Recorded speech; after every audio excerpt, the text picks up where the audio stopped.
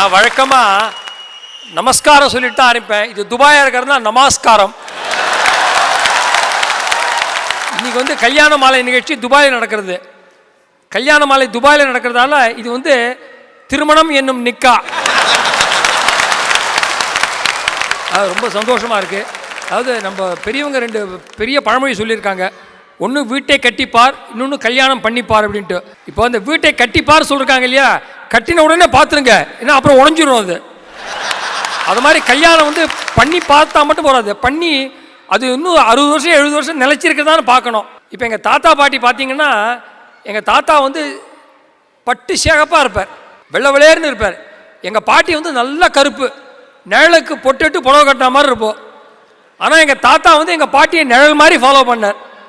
அதனால் அவங்க தாம்பத்தியம் 60 வருஷம் நிலைச்சிது. ஸோ கல்யாணம் பண்ணிக்கிறது மட்டும் முக்கியம் இல்லை, அந்த கல்யாணத்தை கட்டி காக்கிறது. அவரை சீதாராமன் ஐயா ரொம்ப அழகாக சொன்னார் இல்லறத்தை பற்றி. இல்லறத்தை விட்டா இல்லை அறம், அதுதான் ஒரே அறம். சீதாராமன் ரொம்ப சிம்பிள் மேன். அவர் சொன்ன மாதிரியே பார், தலையை கூட வராமல் கல்யாண மாலை இது பார்க்க. He has come all the way from various places around the world. Thank you sir, thank you sir. எனக்கு இது ரொம்ப புது ரோலுங்க. இந்த நடுவர்லாம் இந்த மாதிரி சேர் போட்டு உட்கார வச்சுருக்கீங்க. எனக்கு இந்த நடுவர்லாம் பழக்கம். நான் நடுங்குவர், நான் நடுவர் இல்லை.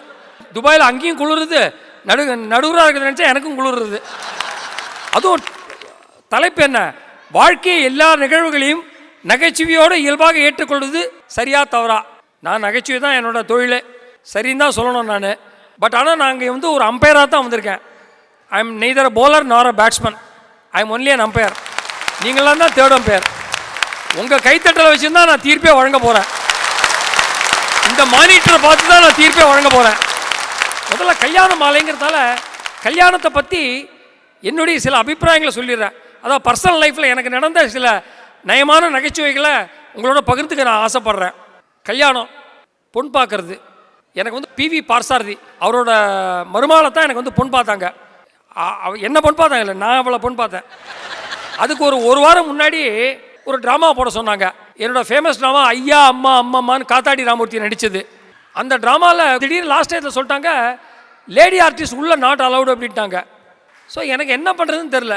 காத்தாடி ராமூர்த்தி எனக்கு ஃபோன் பண்ணி, டே மோகன் நீ ஜானகியாக நடிச்சுட்றா அப்படின்னா. சரின்ட்டு நான் ஒரு புடவை கட்டிட்டு ஜானகின்னு அந்த பொம்பளை ஹீரோயின் ரோல் நடித்தேன் நான். அப்போ ஃப்ரண்ட் ரோலில் ராக்கி ரங்கராஜன் கேட்டார், பார்சாரதி உன் மருமகளுக்கு பார்த்த பையன் யார் அப்படின்னா. அதோ பொண்ணு வேஷத்தில் இருக்கானே அவன் தான் அப்படின்னா. ஸோ அவங்க முதல்ல பார்த்ததே என்னை பொண்ணாக தான் பார்த்தாங்க, பொண்ணு பார்த்தது தான். அதுக்கப்புறம் தான் நான் போய் ஒரிஜினல் பொண்ணை பார்த்துட்டு வந்தேன். அந்த மாதிரி என்னுடைய லைஃப்பில் எல்லாமே வேடிக்கையாக நடந்திருக்கு. ஏன்னா I belong to a joint family. இந்த கூட்டு குடும்பத்தை பற்றி கூட சொன்னாங்க. நான் ஒரு கூட்டு குடும்பத்தை சேர்ந்தவன். தாத்தா பாட்டி அப்பா அம்மா பெரியப்பா சித்தப்பா சித்தி அத்தை. ஏன் இவ்வளோ டீட்டெயிலாக சொல்கிறேன்னா, இப்போ ஹஸ்பண்ட் அண்ட் ஒய்ஃப் ஒன்றா இருக்கிறதே குடும்பம் கூட்டு குடும்பம் ஆகிடுது. நான் என் ஒய்ஃபோட 20 வருஷம் ஒன்றா இருக்கேன், வெளில சொல்லாது திருஷ்டி பெற்ற போகிறது, அந்த ரேஞ்சுக்கு ஆகிடுது. அப்படி இருக்கிற ஒரு காலகட்டத்தில் ஒரு மியூசியத்தில் வைக்கிற அளவுக்கு ஒரு கூட்டு குடும்பத்தில் நான் அங்கே இருந்துருக்கோம். எனக்கு ஒன்றுமே தெரியாது சார். கல்யாண மாலை மோகனுக்கு நல்லா தெரியும். எனக்கு வந்து நான் பேங்க்குக்கு போனது கிடையாது, போஸ்ட் ஆஃபீஸ் போனது கிடையாது.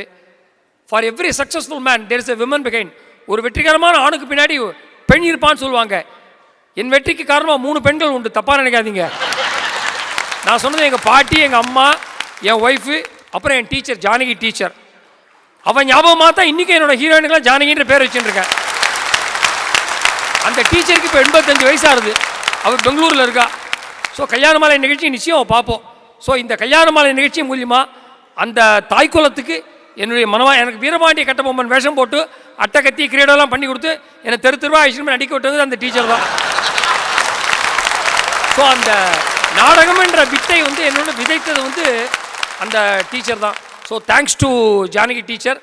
அவங்க ஒரு நல்ல ஒரு சோலுக்கு வந்து என்னோட நன்றியை தெரிவித்துக் கொண்டு இந்த நிகழ்ச்சியை நான் தொடங்குகிறேன். அப்புறம் அந்த கல்யாண மாலை நிகழ்ச்சியில் பேசுகிறதுக்கு ஏன் மோகன் சார் வீரா உங்களுக்கு ஆம்பளையே கிடைக்கலையா துபாயில்? எல்லாம் ஒரே துகேளாக இருக்க. துபாய்னு நினச்சோம்னா எல்லாம் கேர்ளாக இருக்க. பரவாயில்ல, பேச தெரிஞ்சவங்க பொண்ணுன்னு சொல்கிறீங்க நீங்கள். என்னுடைய லைஃப்பில் வந்து நான் எல்லாமே வந்து நகைச்சுவையாக தான் பார்த்துருக்கேன். என்னை பொறுத்தவரைக்கும் என்னோடய policy take things easy, life is Crazy, அவ்வளோதான். என்னென்னா எனக்கு அமைஞ்ச சூழல் அப்படி, நான் என்ன பண்ணி தொலைக்கிறது. இப்போது நான் பேங்க்குக்கே போனது கிடையாது. என் ஒய்ஃபோட ஒருத்தர் பேங்க்குக்கு போனேன். என் ஒய்ஃபு பேங்க்குள்ளே டிரான்சாக்ஷனுக்காக போயிட்டா. அப்போ நான் வாசலில் நின்றுந்தேன். அப்போ என் ஃப்ரெண்டு ஒருத்தனை பார்த்தேன், ஸ்கூலில் என் கூட படித்தவன். சரி, நான் கூட பேச ஆரம்பித்தேன். நான் 1962 72 கூட வரல, அதுக்குள்ளே 1.5 மணி நேரம் ஆகிடுது. அவனுக்கு பயமாக போயிடுது. இந்த ரேஞ்சில் விட்டா இவன் எப்போ 2000 வந்து 2015 வர போகிறான்ட்டு உள்ளே ஓட்டான். அப்புறம் கொஞ்ச நேரம் என் ஒய்ஃப் வெளில வந்தா, என்னடி இது ஒரு செக்கை மாற்றுறதுக்கு இவ்வளோ நேரமான? இல்லைங்க, கவுண்டரில் இருக்க வேண்டிய ஆசாமி வெளில அவனை கேனப்பாயை பிடிச்சி வச்சுட்டானா அப்படின்னா. அன்றைக்கி I was the culprit on the day. So அதனால் வாழ்க்கையை நகைச்சுவையாகவும் பார்க்கலாம், சீரியஸாகவும் பார்க்கலாம். இப்போது என் ஃப்ரெண்டு ஒருத்தரை நான் நடுவில் பார்த்தேன். ஒரு ஆள் பார்த்துட்டு, எப்படா இருக்க மாப்பிள்ள, சௌக்கியமாக இருக்கியான்னு கேட்டேன். அது ஏன்டா கேட்குற, ஒரே பிரச்சனைடா அப்படின்னா. என்னடா அப்படி பிரச்சனை அப்படின்னா, 1 2 7 பிரச்சனைடா அப்படின்னா. என்னடா 7 பிரச்சனை அப்படின்னா, பொண்டாட்டிக்கு புடவை எடுக்கணும், அதுக்கு ஒரு 5000 ரூபா வேணும். பக்கத்து வீட்டு ஆசாமிட்ட கடன் வாங்கிட்டேன், அதுக்கு ஒரு 10,000 ரூபா வேணும். பையனை ஸ்கூலில் சேர்க்கணும், அதுக்கு ஒரு 25,000 ரூபா வேணும். இப்படி ஒரு 8 பிரச்சனை சொன்னான். நான் சொன்னேன், உனக்கு 8 பிரச்சனை இல்லைடா, ஒரே பிரச்சனை தான், 1,20,000 ரூபா வேணும். அவசரமாக நீ பிரித்து வச்சு கவலைப்படுற, ஒரே கவலையாக பண்ண 1,25,000 ரூபான்ட்டு. நகைச்சுவையாக வாழ்க்கை எடுத்துக்கலாமா கூடாதா அப்படிங்கிறத விளக்கிறதுக்கு இங்கே வந்து 2 அணி வந்திருக்காங்க. நான் வந்து இதில் அம்பையராக தான் இருக்கேன். இவங்க போல் பண்ண போகிறது இவங்க, பேட் பண்ண போகிறது இவங்க. அதான் நகைச்சுவை தான் அப்படின்னு போல் பண்ண போகிறது இவங்க, நகைச்சுவை எடுத்துக்கக்கூடாது, கொஞ்சம் சீரியஸாகவும் இருக்கணும் அப்படின்னு பேட் பண்ண போகிறது இவங்க. அணித்தலைவர் இங்கே புலவர் ராமலிங்கம் இருக்கார். இங்கே வந்து பர்வீன் சுல்தான், அவங்களுக்குலாம் நல்லா தெரிஞ்சிருக்கும். அவங்க வந்து ஒரு பட்டிமன்ற குஷ்பு. அவங்க எனக்கு வந்து கல்யாண மாலை, எனக்கு 60ஆம் கல்யாண மாலை ஆயிடுச்சு. பட் ஒன்று சார், கல்யாணம் பண்ணிக்கோங்க, பட் 60ஆம் கல்யாணம் மட்டும் தயவுசெய்து பண்ணிக்காதீங்க. எனக்கு அது 60ஆம் கல்யாணம் ஃபங்க்ஷன் முடிஞ்ச மறுநாள் ஒரு பல்லு உடஞ்சிடுத்து. அப்புறம் ஒரு ஃபங்க்ஷனுக்கு போனேன், என்னை டான்ஸ் ஆட சொன்னார் கமல் சார். சார் முட்டி வலி சார், நான் ஆடாவிட்டாலும் நீ ஆடும் அப்படின்னு.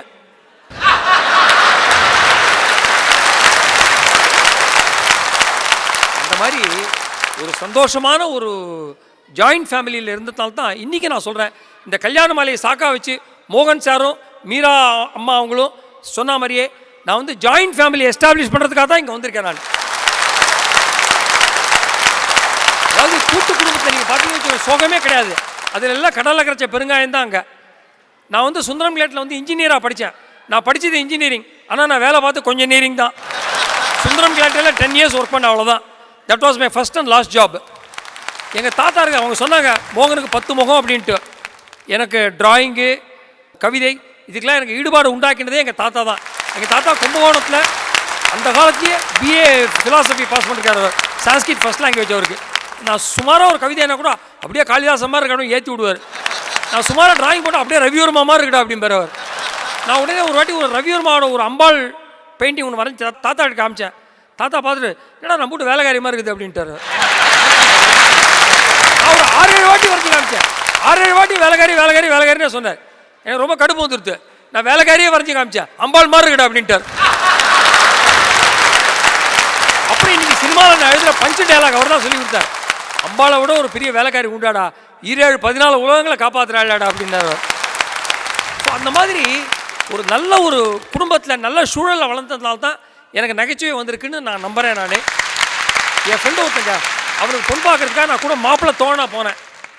போய் பொண்ணை பார்த்தேன். இந்த பையன் கொஞ்சம் சுமாராக தான் இருப்பான், கொஞ்சம் பியானோ பட்டன் மாதிரி பல்லு பௌஷமாக இருப்பான். அவன் பழைய டெலிஃபோன் கலரில் இருப்பான். இவன் வந்து அந்த பொண்ணை பார்த்தோன்னே, அந்த பொண்ணு ரொம்ப லட்சமாக மகாலட்சுமி மாதிரி, 4 கை இல்லையே தவிர மற்றபடி மகாலட்சுமி தான். பட் இவன் ஓகே சொல்ல வேண்டியதானே, இவருக்கு மாப்பிள்ளை முறுக்கு இருக்கு. பொண்ணுக்கு சங்கீதத்தில் எதானே அப்படின்னா, இவனுக்கு எதுன்னே தெரியாது, சும்மா எதானே அப்படின்னா அவன் உண்டு அப்படின்னா, அப்போ பண்ணி காட்டுறது அப்படிங்கிற மாதிரி. மேக்ஸிமம் சங்கீதம் நம்ம என்னங்க எதிர்பார்க்கோம், பொண்ணு பார்க்க போகிறச்சே ஒன்று பாட்டு பாடுவாங்க, இல்லாட்டி வீணை வாசிப்பாங்க. அந்த பொண்ணோட அம்மா வந்து ஒரு 6 கிண்ணம் வச்சுட்டு போனாங்க. அவங்க அப்பா ஒரு ஜக்கில் ஜலம் கொண்டு வந்து எல்லா கிண்ணத்தையும் ஊற்றினார். அப்புறம் கையில் 2 ஸ்டிக்கு கொடுத்தாங்க. அந்த பொண்ணு ஜலதரங்க வாசிக்கிற குழந்தையா. அது அவரோகணம் மேல் ஸ்தாயில் போகிறச்சு எங்கள் பேரெல்லாம் தண்ணி தெளிச்சு இசை வெள்ளம்ங்கிறத அன்றைக்கி தான் பார்த்தேன் நான். அந்த மாதிரி எல்லாத்தையுமே வேடிக்கையாக பார்க்குற ஒரு குயுக்தியா இல்லாட்டி வக்ரமா இல்லாட்டி இது நல்லதுத்தனமாக எனக்கு தெரில, அப்படி பார்க்குற ஒரு மனோபாவம் வந்ததால் எனக்கு எல்லாமே வந்து சந்தோஷமாக அமைஞ்சிருக்கிறதா நான் நம்புகிறேன். என்ன, it is my belief, it may be right or wrong. ஏன்னா உங்களுடைய தொழில் இருக்குல்ல, யுவர் கேரியர் இஸ் டெஸ்டைன்டு. நான் வந்து இன்ஜினியரிங் படித்தேன். பட் இருந்தாலும் கமல் சார் கூப்பிட்டார், மோகன் நீ அபூர்வ சகோதரர்கள் படத்துக்கு நீ டைலாக் எழுதணும், வேலையை விட்டுரு அப்படின்னார். எனக்கு யாராவது வேலையை விடுன்னு சொன்னால் ரொம்ப பிடிக்கும். நான் கிரேசி மோகனில் ரொம்ப லேசி மோகன்.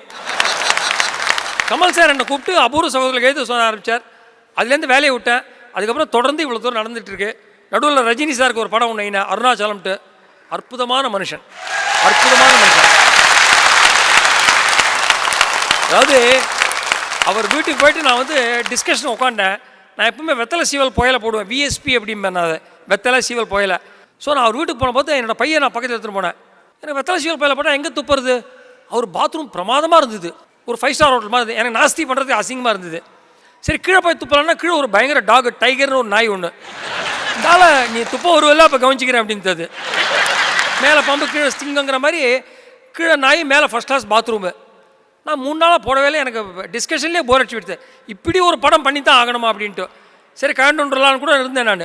அப்போ ரஜினி சார் 3ஆவது நாள் கேட்டார், ஏன் சார் நீங்கள் என்ன சார் அது பேக் அப்படின்னார். இல்லை சார் வெத்தலை சீவல் போயிடலாம், ஏன் போடல அப்படின்னு கேட்டார். இல்லை சார் போட்டால் எங்கே சார் துப்புறது அப்படி, நீங்கள் முதல்ல போடுங்க சார் அப்படின்னார். இல்லை பரவாயில்ல சார், நான் அப்போ எனக்கு கொடுங்க சார் அப்படின்னார். அவர் வாங்கி போட்டார். போட்டு நாங்கள் 2 பேரும் ஒன்றா போய் அவரோட பாத்ரூமில் துப்பினோம். அதாவது நீங்கள் இதில் ஒரு பெரிய தத்துவம் இருக்குது. நம்ம வீட்டுக்கு யாராவது வந்தால் என்ன காஃபி சாப்பிட்றீங்களா அப்படிம்போம். அப்படி கேட்கக்கூடாது, என்ன சாப்பிட்றீங்கன்னு கேட்கணும். அவர் பால் சாப்பிட்றவராக இருப்பார், இல்லை ஒன்றுமே சாப்பிடாதவராக இருப்பார். காஃபி சாப்பிட்றீங்களான்னு கேட்டால் நம்மளோட கன்றாவி காஃபி கொடுத்து. ரஜினி சார் அந்த மாதிரி இல்லாமல் மற்றவர்களுடைய விருப்பத்தை தெரிந்து கொள்வதுதான் எனக்கு அந்த நாகரிகம் தான் மிகப்பெரிய ஆன்மீகம்.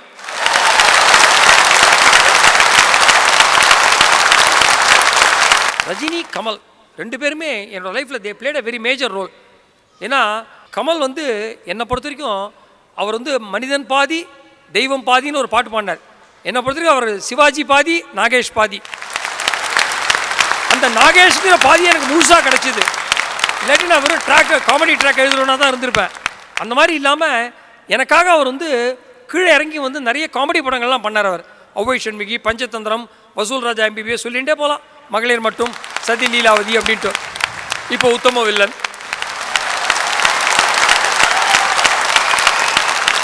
இன்னைக்கு டைரக்டர் பாலச்சந்தர் அதில் ஒரு பிரமாதமான ரோல் பண்ணிருக்காரு. He has given a very great tribute to Balachander. அந்த மாதிரி ஒரு படத்தை அவர் நடிக்க வச்சு, எந்த பாலச்சந்தர் நடிக்க வச்சு இவர் நடிகராக வந்தாரோ அவரை நடிக்க வச்சு ஒரு படம் எடுத்திருக்கார். அதுதான் கம்ப்ளீட்டிங் தி சைக்கிள். எனக்கு வந்து ஏன்னா டெஃபினட்டாக சன் டிவியில் வந்து கல்யாண மாலை அவர் ரெகுலராக பார்த்துட்டு இருக்கார். எங்கிட்ட அவர் சொல்லுவார் அடிக்கடி, கல்யாண மாலை இந்த வாரம் பார்த்தேன் அந்த வாரம் பார்த்தேன் எல்லாம் சொல்லிட்டு இருப்பார் அவர். பட் அந்த கல்யாண மாலை மூலியமாக நான் அவருக்கு என்னுடைய நன்றியை நான் தெரிவித்துக் கொள்ள விரும்புகிறேன்.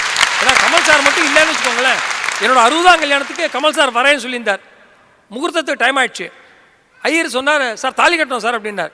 இல்லை சார் இன்னும் கமல் வரல சார் அப்படின்னா. சார் கமல் வரட்டும் வராது சார், பட் தாலி முகூர்த்தம் டைம் போயிட்டு இருக்கு சார். சார் டைம் போனால் போகிறது சார், என் ஒய்ஃப் 60 வருஷம் என் கூட இருந்துட்டு இனிமேல் என்னை விட்டு போக மாட்டேன் வெளில டெஃபினட்டாக. பட் கமல் சார் அவசியம் வந்தார். நான் கரெக்டாக கமல் வந்துட்டார். வந்து அதுக்கப்புறம் தான் நான் தாலியை கட்டினேன் நான். ஸோ எனக்கு வந்து நான் வந்து உள்ளூரில் ட்ராமா போட்டேன்னா என்னுடைய விசிட்டிங் கார்டு கமல். துபாய் மாதிரி எனக்கு ட்ராமா போட்டேன்னா என்னோட விசா கார்டு கமல். மொத்தத்தில் எனக்கு அவருக்கும் உள்ள கனெக்டிங் அம்பலிக்கல் கார்டு இஸ் தொப்புள் கொடி ஹியூமர். இப்போ வந்து அதாவது வாழ்க்கையில் எல்லா நிகழ்வுகளையும் நகைச்சுவையாக பார்த்தா போரும், பார்க்குறது தான் நல்லது அப்படின்னு சொல்கிறதுக்காக திருமதி பிரியா கதிர்வேலன் அவர்களை கூப்பிடுகிறேன். வாங்கம்மா. நடுவர் கிரேசி மோகன் ஐயா அவர்களுக்கு வணக்கம். கல்யாண மாலை சன் டிவிக்கு நன்றி. கொங்கு மண்டலத்திலே தாராபுரம் தந்த முத்து நம்முடைய நகைச்சுவை திலகம் நாகேஷ் ஐயா அவர்கள் இந்த உலகத்தையே சிரிக்க வச்சவர். அந்த தாராபுரத்தில் பிறந்ததுனால அவருடைய வழியை பின்பற்றி நானும் வாழ்க்கையில் எல்லாத்தையும் லைட்டாக நகைச்சுவையாக எடுத்துக்கிட்டு போகிறது சரின்னு தான் பேச வந்திருக்கேன். பட் ஆனால் ஒன்றுங்க, நாகேஷ் வந்து காமெடியை ரொம்ப சீரியஸாக எடுத்துப்பார். Comedy is very serious business அப்படின்பார். ஏன்னா என்னோட மகளிர் மட்டும் படத்தில் அவர் வந்து டெட் பாடியை நடித்தார். உசுரோடு நடிக்கிறது ஈஸி, டெட் பாடியை நடிக்கிறது தான் கஷ்டம். அந்த ரிகர் மார்டிஸ் வந்து அந்த உடம்பு விரைச்சி போகிறது இருக்கு இல்லையா, அப்போ அவருக்காக ஒரு டம்மி வச்சோம். அந்த டம்மி வந்து விக்ரம் தர்மா ஸ்டண்ட் மாஸ்டர் வந்து டம்மி பண்ணார். நாகேஷ் வந்து கேட்டார், எதுக்கா டம்மி அப்படின்னார். இல்லை சார் பின்னாடி அப்படியே விழுறதுக்கு நான் விழுறேன் அப்படின்னார். அவர் விழுந்து காமிச்சார். அதே மாதிரி அபூர்வ சகோதரர்கள் படத்தில் புலி பாயரிச்சு அதில் ஒரு டம்மி வச்சு கேமராமேன் பிசிசி ராம் வந்து கேமரா வச்சுட்டு தனியாக தள்ளி நின்று ஆப்ரேட் பண்ணார். நாகேஷ் வந்து போயிட்டு வந்தார், எதுக்கா டம்மி நான் போய் படுத்துக்கிறேன்னு புலிகிட்ட படுத்தார். சார் அது கடைசி நாள் செத்து போயிட்டீங்களா சார்? கலைஞனுக்கு சாவு ஷூட்டிங்கில் தான் நடக்கணும் அப்படின்னாரு. He took very seriously and he did a very good humor. Please proceed. நகைச்சுவைங்கிறது எல்லா மனிதருக்குள்ளேயும் இருக்கு. அதை எப்படி வெளியே கொண்டுட்டு வர்றோம்ங்கிறது தான் கலை. அதை எப்படி வெளியே கொண்டுட்டு வர்றோம்ங்கிறதுக்கு ஒரு உதாரணம், ஒரு நாட்டு அதிபரும் அவருடைய மனைவியும் காரில் போய்கிட்டு இருக்கும்போது பெட்ரோல் போடுறதுக்காக கார் பங்கில் நிற்கிது. அப்போ அந்த அம்மா கிட்ட அந்த பெட்ரோல் போடுற ஆள் வந்து பேசிட்டு போகிறார். உடனே அதிபர் கேட்குறார், ஏம்மா உனக்கு அவரை தெரியுமா? ஆமாங்க, எங்கூட ஸ்கூலில் ஒன்றா படித்த பையன். உடனே இவர் அதிபர் ஆண்மகன் கணவன் அல்லவா, இந்த அம்மாவை பார்த்து கேட்குறாரு, நீ என்னைய திருமணம் செய்யாமல் அவனை கல்யாணம் பண்ணியிருந்தா உன் நிலைமை என்ன ஆயிருக்கும்னார். இந்த இடத்துல அந்த அம்மா டென்ஷனாவோ எமோஷனலாவோ திங்க் பண்ணி பதில் சொல்ல முற்பட்டிருந்தாங்கன்னா அது ஒரு பெரிய பிரச்சனையாக இருக்கு. அந்த அம்மா டப்புன்னு அடித்தாங்க, ஒன்றும் இருக்காது, அவன் இந்த நாட்டு அதிபராக காரில் என் பக்கத்தில் இருப்பான், நீ அங்கே பெட்ரோல் போட்டுக்கிட்டு இருப்பீனா. சரி, மனைவிகளுக்கு மட்டும்தான் நகைச்சுவை வருமா? இல்லைங்க, கணவருக்கு வரும். எங்கள் குடும்ப நண்பர் எங்கள் வீட்டுக்கு ஒரு நாள் வந்திருந்தாரு. என் கணவர்கிட்ட கேட்டார், 15 வருஷமாக 2 பேரும் ஒத்துமையாக குடும்பம் நடத்துறீங்களே, ஒரு சத்தம் கூட வெளியே வர மாட்டேங்குதே, எப்படி சார்? நம்ம வீட்டில் எப்போ பார்த்தாலும் பிரச்சனை தான் சார். கணவர் சொன்னார், குடும்ப தலைவன் அவர் தான்ப்பா எல்லா முடிவையும் எடுக்கணும், பெரிய முடிவு பூரா குடும்ப தலைவன் எடுக்கணும். இந்த மனைவிகளை கேட்டுக்கிட்டு அவங்கள நடுவில் விட்டு டிஸ்கஸ் பண்ணி அதனால தான் பிரச்சனை வருது. ஆனால் அதுக்காக ஒரேடியாக ஒய்ஃபை விட்டுருங்கன்னு நான் சொல்லலை, சின்ன சின்ன விஷயத்த அவங்க முடிவுக்கு விட்டுருங்க அப்படின்னாரு. மோடி ஒபாமாவை சந்திச்சா என்ன பேசுவாங்க? காஷ்மீர் பிரச்சனை எப்போ தீரும்? இலங்கை அதிபராக சிறிசேனா வந்திருக்காரு, மீனவர் பிரச்சனை தீர்ந்துருமா? இந்த மாதிரி பெரிய விஷயத்த பூரா நாம தான் ஏன் முடிவு பண்ணணும், இதுலாம் அவங்கள விடக்கூடாது. வந்தவர் ஜெர்க்காயி அப்போ மனைவின்னாரு, இந்த 4 நாளில் 1ஆம் தேதி சம்பளம் வரும்ல, அதை வாங்கி நகை வாங்குறதா, சேர்த்தி வச்சு வீடு வாங்குறதா?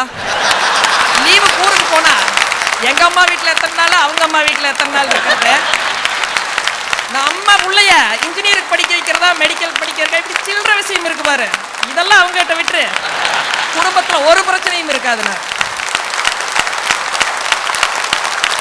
குடும்பத்துக்குள்ள இருக்கிற பெரிய பெரிய பிரச்சனைகளை டீல் பண்ணுறதுக்கும் இந்த நகைச்சுவை உணர்வு தான் உதவுது. நம்மளை உள்ளுக்குள்ளேயே ஹீல் பண்ணிக்கிறதுக்கும் நகைச்சுவை உணர்வு தான் உதவும். காலையில் அடித்து பிடிச்சி ரெடி ஆகி கிளம்பி ஆஃபீஸ் போகலாம்னு மெட்ரோவில் ஏறி பார்த்தா எல்லா சீட்டும் ஃபுல்லு. பர்துபாயிலிருந்து ஜபல் அலி வரைக்கும் நின்றுக்கிட்டே போகணுமான்னு நினச்ச உடனே அந்த மூஞ்சி மனசு அப்படியே சுருங்குது.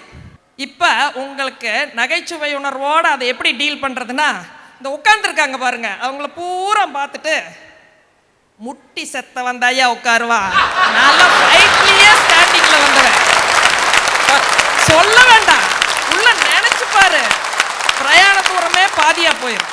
சரிங்க, வீட்டு பிரச்சனை நம்மளுக்குள்ள இருக்கிற பிரச்சனையெல்லாம் டீல் பண்ணிக்கலாம். பெரிய பெரிய பிரச்சனை வெளியே 10 பேத்துக்கு முன்னாடி வந்தா எப்படி டீல் பண்றதுன்னு கேட்கலாம். எங்க ஏரியாவில் ஒரு கெடா வெட்டு விருந்து, அது அப்படி இப்படின்னு ஏதோ பேச்சுவார்த்தை ஆகி போய் சண்டை ஆகி போச்சு. 2 பேத்துக்கு சண்டை, சொந்த பந்தமே 2ஆ பிரிஞ்சு நிற்கிது. அந்த பக்கம் அவன் அருவாள் எடுத்துக்கிட்டு இன்னைக்கு இவனை ஒரே வெட்டுறா ஓடி வர்றான். எல்லாம் நடுங்குறாங்க, என்ன ஆக போகுதோ ஏதாக போகுதோன்னு. நம்மால் நேர் எழுத்தாப்புல போய் நின்னான், டேய் வேணா விட்டுரு. அடுத்து என்ன சொல்லியிருப்பான், அழுதுருவேண்ணா. அருவாளோட வந்தவன் அரண்டு போய் அருவாளை போட்டு அடுத்து என்ன பண்றதுன்னு தெரியாம நிக்கிறேன். இப்ப சண்டையில ஜெயிக்கிறதுங்கிறது கடைசியில யார் இருக்கிறோங்கிறதல்ல, சண்டையே வராம பண்றதுதாங்க. சரிங்க, இதெல்லாம் ஓகேங்க. இங்க துபாய்க்கு வந்து 40 வயசு பக்கம் ஆகி போச்சு. உடம்புக்கு வியாதி வந்து வலி வேதனை வந்தால் நகைச்சுவையை எடுத்துக்கிட்டு போக முடியுமா? முடியுங்க. நான் தாங்க உதாரணம். 3 மாதத்துக்கு முன்னாடி இதே துபாயில் ஓப்பன் ஸ்பைன் சர்ஜரி பண்ணி ஆஸ்பத்திரியில் 3ஆவது நாள் டாக்டர் நடங்கன்னு சொன்னார். சரி நடக்கலான்னு உள்ள நினச்சிக்கிட்டு பார்த்தா டாக்டர் ஒரே டென்ஷனு. ஏன்னா நான் நடந்தா தான் அவருக்கு சர்ஜரி சக்ஸஸ். இந்த பக்கம் நம்ம வீட்டில் அவர் ஒரே டென்ஷனு, இவன் நடந்தா தான் நமக்கு வாழ்க்கையே சக்ஸஸ்ன்னு. இவங்க 2 பேரோட டென்ஷனை பார்த்ததையுமே நம்ம பேஸ்மெண்ட்டு நடுங்குது. ஓ இது இப்படியே விட்டோம்னா நடக்க முடியுமான்னு நமக்கே சந்தேகம் வந்துருன்ட்டு நான் டாக்டரை பார்த்து சொன்னேன், டாக்டர் இப்போ எனக்கு 6 கால், இந்த பக்கம் ஒரு நர்ஸு அந்த பக்கம் ஒரு நர்ஸு. நல்லா நடந்தால் 2 கால், இல்லைன்னா இருக்கவே இருக்கு 4 கால வீல் சேர், விடுங்க டாக்டர்னு. டாக்டர் சிரிச்சிட்டாரு, அவர் சிரிச்ச உடனே எல்லாரும் சிரிச்சிட்டாங்க. எல்லாரும் சிரிச்சுன்னு அந்த சந்தோஷத்துல இறங்கி நடந்ததே தெரியாம இன்னைக்கு உங்க முன்னாடி இவ்வளவு நேரம் நின்று பேசிக்கிட்டு இருக்கிறேன். Very good very good very good. ஆமாம், இல்லைம்மா, பாசிட்டிவ் அப்ரோச் படும். இப்போது எனக்கு வந்து 64 வயசு ஆகுது. நான் வந்து சுகரு, மாஸ்டர் செக்கப், ஹெல்த் செக்கப்லாம் நான் பண்ணிக்கிறதே கிடையாது. ஏன்னா ரிசல்ட்டை பார்த்துட்டு நாம் மயக்கம் போட்டு போகிறதுக்கு, நம்ம மயக்கம் போட்டு வந்ததுக்கப்புறம் எடுத்துகிட்டு போய் ரிசல்ட்டை பார்த்துக்கிட்டுமே. கல்யாணம் தான் கட்டிக்கிட்டு ஓடி போகலாமா, இல்லை ஓடி போய் கல்யாணம் தான் கட்டிக்கலாமா? இப்போ நான் மறுபடியும் அந்த தலையாய பிரச்சனைக்கு வர்றேன். இது தமிழ் மக்களுக்குன்னு இல்லை, உலகெங்க இருக்கிற தமிழ் மக்களுக்கு இல்லை, அத்தனை பேத்துக்கு இருக்கு. அதுக்கு தீர்வு நம்ம டிவியில் போடுறான், அமேசான் கார்டுல மட்டும்தான் இருக்குன்னு சொல்லி. அது இளநரை அல்லது தலைமுடி உதிர்தல். இப்போ இதுக்கு டென்ஷன் ஆனால் மெடிக்கலாக சயின்டிஃபிக்கலாக என்ன சொல்கிறாங்கன்னா, டென்ஷனாக எச்சா முடி விழுகும், எச்சா தலை நரைக்கும். லைட்டாக எடுத்துக்கங்க, சால்ட் அண்ட் பெப்பர்னு, அது பாட்டுக்கு அது இருந்துட்டு போகுது, எல்லா பயிலுக்கும் இருக்கிறது தானே. இல்லைம்மா, நடுவில் ஒரு சித்த வைத்தியத்தை எனக்கு சொன்னாங்க, பசுமாடு வந்து தலையை நக்கித்துனா முடி வளரும்னு சொன்னாங்க. நான் எங்கள் பால்காரரை பிடிச்சி ஒரு மாட்டை ஹயருக்கு வாங்கி ஒரு வாரம் தலையை காட்டினேன் நான். அது முதல்ல கொம்பால் முட்டிட்டேன். அப்புறம் கோமாதான் என் குலமாதாலாம் பாடி ஒரு மாதிரி செட்டப் பண்ணேன். 10வது நாள் பார்த்தா ஒன்றும் வளரவே இல்லை. அப்புறம் வாசல் ஏதோ சத்தம், பால்காரர் வந்தார், வந்து கண்ணாபின்னான்னு என்னை திட்டினார். என்னென்ன அப்படின்னா, பசுவை திறக்க சொன்னார். பார்த்தா பசு நாக்கெல்லாம் முடி வளர்ந்துருக்கு. சரி, இந்த மாதிரி பிரச்சனைகளை தீர்க்கிறதுக்கு மட்டும் நகைச்சுவை உதவும்னு இல்லைங்க. நிறைய பேர் மாபெரும் மேதைகள் இருக்கக்கூடிய சபையில் நமக்கு மரியாதையும் நகைச்சுவை வாங்கி தருங்கிறதுக்கு ஒரு உதாரணம். 6 வருஷத்துக்கு முன்னாடி சார்ஜா ஹம்ரியா ஃப்ரீ ஜோனில் நம்முடைய முன்னாள் ஜனாதிபதி அப்துல் கலாம் ஐயா ஒரு என்ஜினியர் ஃபாரத்தில் பேச வந்திருந்தார். அது எல்லா என்ஜினியர்ஸுக்கும் தான் அழைப்பு. அங்கே பிஇ, எம்இ, எம்பிஏ, என்ஜினியர், டைரக்டர்னு எல்லாம் இருந்தாங்க. 1-2 ஃபேமிலியை மட்டும் அலோவ் பண்ணியிருந்தாங்க, அதில் நாங்களும் ஒன்று.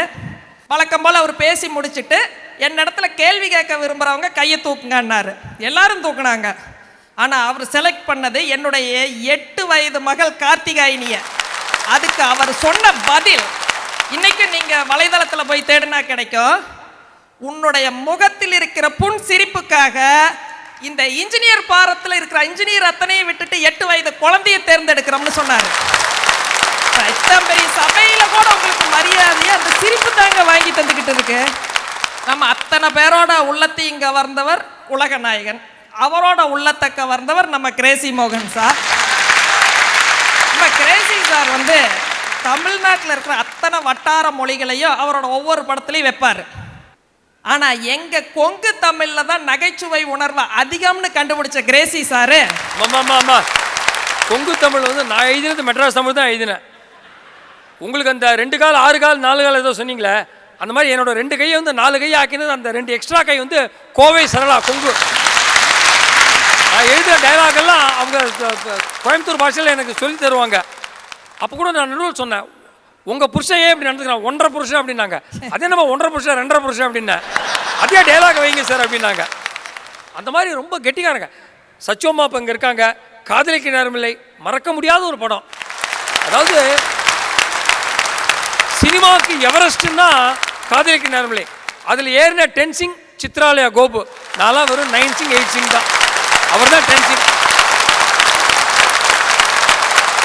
சதிலீலாவதியில கதாநாயகன் கதாநாயகி 2 பேரையும் கொங்கு தமிழ்ல பேச வச்சிருப்பார். வேற எந்த மொழியாவது 2 பேரை பேச வச்சிருக்காரா? ஏன்னா நாங்க சண்டை போட்டா கூட பக்கத்து வீட்டுக்காரருக்கு சண்டையாட்டம் தெரியாது. ஏங்க நான் கோபமா இருக்கேங்க அப்படின்னா பக்கத்து வீட்டுக்காரர் பாருங்க எவ்வளோ மரியாதையா பேசிக்கிறாங்கங்கிறாங்க. ஏன்னா நாங்க செருப்பை கூட தொட்டுட்டு வாப்பான்னு தான் சொல்லுவோம். பாதி பேத்துக்கு அது தெரியறதே இல்லை. எதுக்கு செருப்பு தொடணுங்கிறாங்க. போட்டுட்டு வா, இல்லை செருப்பை தொட்டுட்டு வா. மலை தாண்டி கடல் தாண்டி பஸ் ஏறி கார் ஏறி ரயில் ஏறி விமானம் ஏறி இத்தனை பேர் இங்கே வந்திருக்கீங்க. ஒருவேளை எதிர்கட்சிக்காரங்க சொல்லலாம் இங்கே நாங்கள் அத்தனை கஷ்டப்படுறோம் இத்தனை கஷ்டப்படுறோம்னு. அதுக்கு எல்லாத்துக்கு முன்னாடியே நான் சொல்கிறேன், அவங்க சொல்கிற அத்தனை கஷ்டத்தையும் நாம் எதுக்கு படுறோம்? சாயங்காலம் வீட்டுக்கு வந்தால் குழந்தை சிரிக்கணும், லீவுக்கு ஊருக்கு போனால் அம்மா சிரிக்கணும். சிரிப்பு சந்தோஷம் இதுக்கு தானங்க இத்தனை போராட்டமோ? நான் உங்களை எல்லாத்தையும் கேட்குறேன், என்னுடைய மனைவி சந்தோஷமா சிரிச்சா எனக்கு பிடிக்காது அப்படின்னு சொல்றவங்க கை தூக்குங்க பார்க்கலாம். நடுவரே நீங்க அம்பையர், தூக்குற கையெல்லாம் ஓட்டா எதிர்கட்சி கணக்கில் சேர்த்திட்டு தூக்காத கையெல்லாம் எங்க ஓட்டு எண்ணிக்கங்க. என்னப்பா ஒருத்தர் கூட கை தூக்கலையா? பவுலிங்ல ஃபர்ஸ்ட் பால்லயே அத்தனை பேட்ஸ்மேனுமே அவுட், மேட்சே முடிஞ்சிரும் போல இருக்குதே. ரொம்ப சிம்பிளா சொல்றாங்க, வாழ்க்கைங்கிறது ஒரு இட்லி மாதிரி. இட்லி எல்லா பக்கம் ஒரே மாதிரி தான் இருக்கும். ஆனா அதுக்கு டேஸ்ட் கொடுக்கறது சட்னி சாம்பார். அந்த சுவையை தேடித்தானே ஓட்டலா போறோம். அப்படி ஒரு நகைச்சுவை தாங்க வாழ்க்கைங்கிற இட்லிக்கு டேஸ்ட் கொடுக்கறது. இப்ப சீரியஸ்னு பேச வர்ற அவங்கள பார்த்து ஒன்று தான் சொல்ல வரேன். இவங்கள மாதிரியே ஒரு கணவனும் மனைவியும் குழந்தைக்கு பேர் வைக்கிறதுல ரொம்ப சீரியஸாக டிஸ்கஸ் பண்ணாங்க. மனைவி சொன்னாங்க எங்கள் அப்பா பேர் குமாரசாமியை வையி, கணவன் சொன்னார் எங்கள் அப்பா பேர் பழனிசாமி வையி. சீரியஸ் டிஸ்கஷன் அதிகமாகி போய் கடைசியில் வழியில் போகிற 3வது ஆளை பஞ்சாயத்துக்கு கூப்பிட்டாங்க. அவர் ராமசாமின்னு பேர் வச்சாரு. நான் கேட்டேன் என்னங்க விஷயம் பண்ணதையும், அது எங்கள் அப்பா பேர்னாரு. சொல்கிறேன், சிரிப்பு மட்டும்தாங்க ஒருத்தரை 10 பேரை 100 பேரை 1000 பேரை சிரிக்க வைக்கக்கூடிய ஒரு மருந்து. இந்த அரங்கத்தையே சிரிக்க வைக்கும்னா சிரிப்பு மட்டும்தாங்க அது காரணம். அப்படிப்பட்ட சிரிப்பு சந்தோஷங்கிற நம்முடைய வாழ்க்கையுடைய குறிக்கோளை நாம் அடையணும்னா நம்முடைய வாழ்க்கையில் நடக்கிற அத்தனை நிகழ்வுகளையும் நகைச்சுவையாக எடுத்துக்கிட்டு வாழத்தான் வேணும். அப்படிப்பட்ட வாழ்க்கையை வாழ்வாங்க வாழ்கவன வாழ்த்தி விடைபெறுகிறேன். நன்றி, வணக்கம். நல்லா இருக்குமா? பிரமாதம், நல்லா பேசுனீங்க. இப்போ அடுத்தது மகாலட்சுமி முருகப்பன் பேச போகிறாங்க. எங்கள் அப்பா எனக்கு பேர் வச்சார் மோகன்ட்டு. அதை ஏன்னு யாரும் கேட்க மாட்டேங்கிறீங்க. கிரேசின்னு ஏன் பேர் வந்து தான் கேட்குறாங்க. எனக்கு ஏன் மோகன் பேர் வச்சா, மோகன் குமாரமங்கலம்னு ஒரு பெரிய லாயரு. எங்கள் அப்பாவுக்கு நான் வந்து லாயராக வரணும்னு ஆசை, அதனால் மோகன் வச்சார். என் தங்கைக்கு அவள் பேர் லீலா, லீ லா. என் தம்பி பேர் மாது பா லாஜி. ஸோ எல்லாத்துலேயும் லா வரணுங்கிறதுனால அவர் ஆசைப்பட்டு வச்சார். பட் அந்த மாதிரி இப்போ மகாலட்சுமி முருகப்பன் பேட் பண்ண வந்திருக்காங்க. பார்க்கலாம் என்ன பண்ணுறாங்க. பேச வந்திருக்கும் நான் கூட ஒவ்வொரு நாளும் ஒவ்வொரு நிமிஷமும் ஏன் ஒவ்வொரு நொடிகள் கூட நகைச்சுவை நிறைந்ததாக இருக்க வேண்டும் என்று ஆசைப்படும் பேராசைக்காரிதான். அது சாத்தியமானு கேட்டிங்கன்னா நிச்சயமா கிடையாது. கோபம் வர வேண்டிய இடத்துல வரணும், கோபம் வர வேண்டிய விஷயத்துக்கு வரணும். அடிச்சா வலிக்கணும், வலிச்சா கத்தணும். அப்பத்தான் அவன் ஒரு சராசரி மனுஷன். எந்த குழந்தையும் நல்ல குழந்தைதான் மண்ணில் பிறக்கையிலே. அவர் நல்லவராவதும் தீயவராவதும் அன்னை வளர்ப்பினிலே. இந்த சமயத்தை இந்த வாலிசாரோட இந்த பாட்டை கேட்டபோது நான் ஒரு சின்ன புது கவிதையினேன். எந்த குழந்தையுமே கிருஷ்ணர் தான். பையன் மண்ணை தின்றால் வெய்யாதே வாய்க்குள் பார், வையம் தெரியாவிட்டால் ஐயமே இல்லை நீ யசோதை அல்ல. நீ யசோதியா இருக்கிறதுக்கு உன் குழந்தை கிருஷ்ணர் தான். அது எல்லா மந்திரஜாலமும் பண்ணுவோம். குழந்தைகளை நல்லபடியா வளர்க்க வேண்டியது பெற்றோர்களுடைய கடமை. நல்ல விதைகளை விதைக்கும் பொழுதுதான் நல்ல கனிகளை பெற முடியும். குழந்தைகளை சந்தோஷமா வச்சுக்கிறேன்னு சொல்லி வாழ்க்கையோட வலிகள் புரியாம, வாழ்க்கையோட நெளிவு சுழிவுகள் புரியாம சந்தோஷமா இருங்க, என்ஜாய் பண்ணுங்க அப்படின்னு சொல்லி வளர்க்கும் பொழுது நம்மை அறியாமலேயே அந்த குழந்தைகளுடைய வருங்காலத்தை நாம் இருட்டாக்குகிறோம். நகைச்சுவை நிறைந்தவனுக்கு எங்க ஊர்ல இன்னொரு பேர் என்ன தெரியுமா? இளிச்சவாயன், ஏனவாப்பைய, டம்மி பீஸு, இப்படி இன்னும் எத்தனையோ பேர்கள் இருக்கு. நகைச்சுவை இல்லாதவனுக்கு முஞ்சியா தொட்டா சுனிங்கி அவங்களே எடுத்துக்கிறாங்க. கணவன் தவறு செய்யும் பொழுது மனைவி தட்டி கேட்கணும். மனைவி தவறு செய்யும் பொழுது கணவன் கேட்கவாவது கேட்கணும். பிள்ளைகள் தவறு செய்யும் பொழுது பெற்றோர்கள் கண்டிக்கணும். நம்ம எதிரணியில் இருக்க சகோதரி பிரியா சொன்னாங்க, அவங்களுக்கு டாக்டர் பண்ண ஆப்ரேஷன் பற்றி ரொம்ப அழகாக கோவை தமிழில் முத்து முத்தாக பேசினாங்க. அவங்க சொன்ன வார்த்தைகள் ஒவ்வொன்றும் என் கணவருக்கு 2 காலு, எனக்கு மொத்தம் 6 காலு. இதெல்லாம் கேட்கும்போது ரொம்ப அழகாக இருந்துச்சு. அதை கேட்கும்போது எனக்குள்ளே ஒரு புத்துணர்ச்சி பிறந்துச்சு. அப்புறம் தான் யோசித்தேன், இந்த ஆப்ரேஷனை பண்ணும்போது டாக்டர் நகைச்சுவை உணர்வோடு பார்த்துருந்தா, அதை ஈஸியாக கேஷுவலாக பண்ணியிருந்தா எப்படி இருந்திருக்கும் நடுவர் அவர்களே? அவங்க இப்போ நின்றுட்டு பேசுகிறாங்க. டாக்டர் நகைச்சுவையாக எடுத்துருந்தாருன்னா உட்காந்து கூட பேச முடியாது. அன்னைக்கு டாக்டர் ரொம்ப கடமை உணர்ச்சியோடு பண்ண ஆப்ரேஷன் தான் இன்னைக்கு நமக்கு இவ்வளோ ஒரு நல்ல பேச்சாளரை கொடுத்துருக்கு. என்ன ஒன்று, அவங்க தப்பான இடத்துல உட்கார்ந்துருக்காங்க. நியாயப்படி பார்க்க போனால் அவங்க இந்த சைடில் தான் உட்கார்ந்துருந்துருக்கணும்.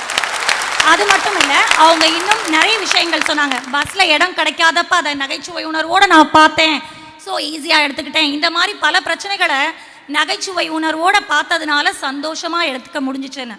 அதெல்லாம் வலிகளையும் வேதனைகளையும் நீங்கள் நகைச்சுவை உணர்வோடு பார்த்து பெற்ற சந்தோஷங்கள். நாங்கள் சொல்கிறது உண்மையான சந்தோஷம். எங்கள் முகங்களுக்கு போலி புன்னகை தேவையில்லை, போலி நகைச்சுவை தேவையில்லை.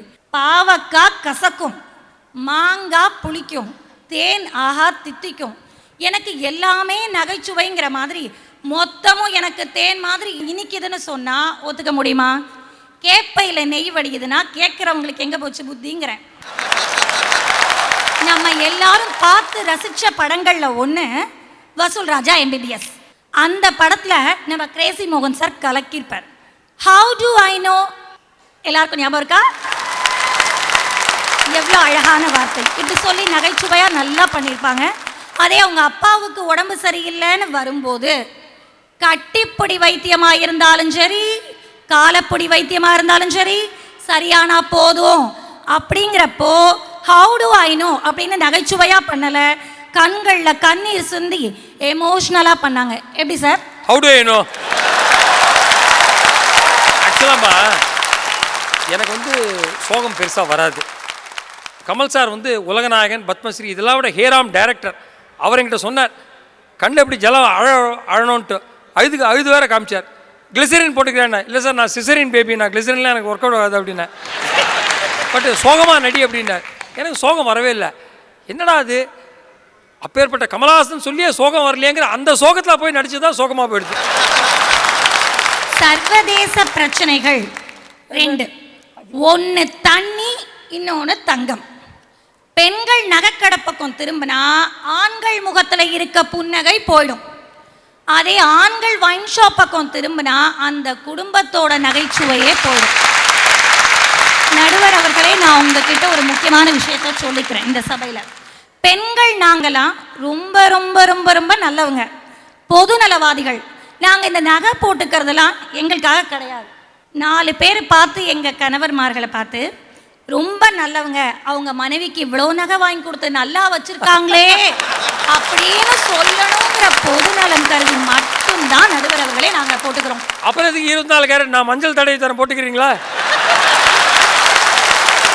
ஆனால் ஆண்கள் அவங்களோட தனிப்பட்ட சந்தோஷத்துக்காக மது அருந்துதல், அது அவங்களுக்கு மட்டுமல்ல அவங்க குடும்பத்துக்கும் அவங்கள சுற்றி இருக்க எல்லாருக்குமே நல்லதில்லைன்னு அவங்களுக்கு தெரியும். குடிக்கிறவனுக்கு தெரியும்ல அது தப்புன்னு, தெரிஞ்சே பண்ணும்போது அதை பார்த்து எப்படி நகைச்சுவையாக நாங்கள் பார்க்க முடியும்? சந்தோஷமா. அதாவது ஒரு காலத்தில் வந்து ரொம்ப பெரிய கஷ்டமாக இருந்த விஷயம் வந்து பாஸ் மார்க்கு, இப்போ டாஸ் மார்க்கு. இவங்க சொல்கிறாங்க எதிரணியில் எல்லாத்தையும் நகைச்சுவையாக பாருங்க, சிரிங்க சிரிங்கன்னு. ஆனால் 3 வயசு பிள்ளைய ஸ்கூலுக்கு அனுப்ப பயமாக இருக்குது. கணவன்மார்கள் வந்து வாங்குகிற சம்பளத்தை ஒயின் ஷாப்பில் கொடுத்துட்டு வராங்க, அதை பார்த்து சிரிக்க முடியாது. 10 வயசு 13 வயசுல பாஸ் மார்க் வாங்க வேண்டிய பிள்ளை டாஸ்மார்க் வாசலில் போய் நிற்கிது. இது எப்படி ஒத்துக்க முடியும்? குழந்தைகள் அப்படிங்கிறவங்க புலி வேட்டை அறியாத பூனைக்குட்டிகள். அவங்களுக்கு வேட்டை சொல்லி கொடுக்க வேண்டியது பெற்றோர்களுடைய கடமை. முந்தியெல்லாம் எங்கள் அம்மா அப்பா சொல்லுவாங்க, வயசு பெண் குழந்தைகளை வெளியில் அனுப்புனா வீடு வந்து சேர்ற வரைக்கும் வயத்தில் நெருப்ப கட்டிக்கிட்டு இருக்கோம்னு. ஆனால் இன்றைய காலகட்டம் 3 வயசு குழந்தைய ஸ்கூல் பஸ்ஸில் ஏற்றி விட்டா கூட திருப்பி பிள்ளை வீடு வர வரைக்கும் நாங்கள்லாம் வயிற்றில் நெருப்ப கட்டிக்கிட்டு தாங்க இருக்கோம். சாப்பாட்டில் எப்படி உப்பு புளிப்பு காரம் எல்லாம் இருக்கோ அந்த மாதிரி வாழ்க்கையிலையும் கோபம், அழுகை, சிந்தனை, அதில் நகைச்சுவையும் நிறைந்திருக்கு. வாழ்க்கையில் நகைச்சுவைங்கிறது ஒரு பகுதி தான். வாழ்க்கையோட ஒவ்வொரு நிகழ்வுகளையும் நகைச்சுவையாக பார்த்தா நமக்கு கிடைக்க வேண்டிய அடிப்படை சந்தோஷம், அடிப்படை நகைச்சுவையை கூட நாம் இழந்து விடுவோம். ஸோ நடுவர் அவர்களே, அவங்க சொல்கிற மாதிரி எல்லா விஷயத்தையும் நகைச்சுவையாக பார்த்தா நம்ம குடும்பம் சிரிப்பாக சிரிச்சு போயிடும் அப்படின்னு சொல்லி வாய்ப்பளித்தமைக்கு நன்றி கூறி விடைபெறுகிறேன். நன்றி. லைஃப்பில் வந்து நமக்கு வந்து ஏதாவது ஒரு பிரச்சனை ஒன்று வருது. சப்போஸ் வயிற்றில் ஒரு கட்டி வருதுன்னு வச்சுக்கோங்களேன், அது வந்து அப்பண்டிசைட்டிஸாகவும் இருக்கலாம், இல்லை அல்சராகவும் இருக்கலாம். நம்ம டாக்டர்கிட்ட போனால் டாக்டர் உடனே நம்மளை மடியில் தூக்கி போட்டு நரசிம்மாவதாரம் மாதிரி வயிற்ற கழிச்சு ஆப்ரேஷன் பண்ணுறதில்ல. முதல்ல ஒரு மயக்க மருந்து ஒன்று கொடுக்குறார், அனஸ்தீஷியா கொடுக்குறார். அந்த அனஸ்தீஷா கொடுக்குறாரு இல்லையா, அந்த மாதிரி சொசைட்டியில் பல பிரச்சனைகள் இருக்குது. அதெல்லாம் க்யூர் பண்ணுறதுக்கு there are social doctors like Mother Teresa, Ramakrishna பரமஹம்சர், விவேகானந்தர், இது மாதிரி இவங்க இருக்காங்க. அவங்கெல்லாம் அந்த ஆப்ரேஷன் பண்ணுறதுக்கு முன்னாடி சொசைட்டி காமாக இருக்கணும் இல்லையா, அதுதான் நகைச்சுவையாளர் அனஸ்தீஷியா. நாங்களாம் கொடுக்குறது அனஸ்தீஷியா. ஸோ எங்களுடைய கடமை என்னென்னா அவங்களுக்கு அனஸ்தீஷியா கொடுத்து அந்த சொசைட்டியை காமாக வச்சுக்கிறது தான். ஸோ நகைச்சுவைனா சிரிப்பு மூட்டுறது மட்டும் நகைச்சுவை இல்லை, காமாக வச்சுக்கிறது நகைச்சுவை தான். நீங்கள் பேசுகிறதா நகைச்சுவை? அவைக்கு என் வணக்கம். இந்தியாவிலிருந்து நகைச்சுவை விருந்த நம்ம எல்லாருக்கும் படைக்கிறதுக்காக நடுவர் இருக்கைக்கு கொஞ்சம் புதுமுகமாக இருந்தாலும் ரொம்ப பொருத்தமாக இருக்கிற எங்கள் நடுவருக்கு வணக்கம். நாமெல்லாம் கல்யாண விருந்தில் பொங்கல் சாப்பிட்ருக்கோம். ஆனால் பொங்கல் விருந்தால் கல்யாண மாலையே துபாய்க்கு கொண்டு வந்திருக்கிற கல்யாண மாலை டீமுக்கும் அமீரகம் வாழ் தமிழ் நெஞ்சங்களுக்கு என் வணக்கத்தினை தெரிவித்து கொண்டு தலைப்புக்குள்ளே போகிறேன். வாழ்க்கையை நகைச்சுவை உணர்வோடு பார்க்குறது அப்படிங்கிறது எப்படி தெரியுங்களா? சுனாமிலேயே ஸ்விம்மிங்கை போடுற மாதிரிங்க. லைஃப்பில் பிரச்சனை கஷ்டம் எல்லாருக்கும் இருக்குன்னு தான் செய்யும். அதுக்காக நான் சிரிக்க மாட்டேங்க, எனக்கு சிரிக்க வராது அப்படின்னு சொல்லிட்டு திரிஞ்சிங்கன்னு வச்சிங்களேன், உங்களை லூசு பையன்றுவாங்க.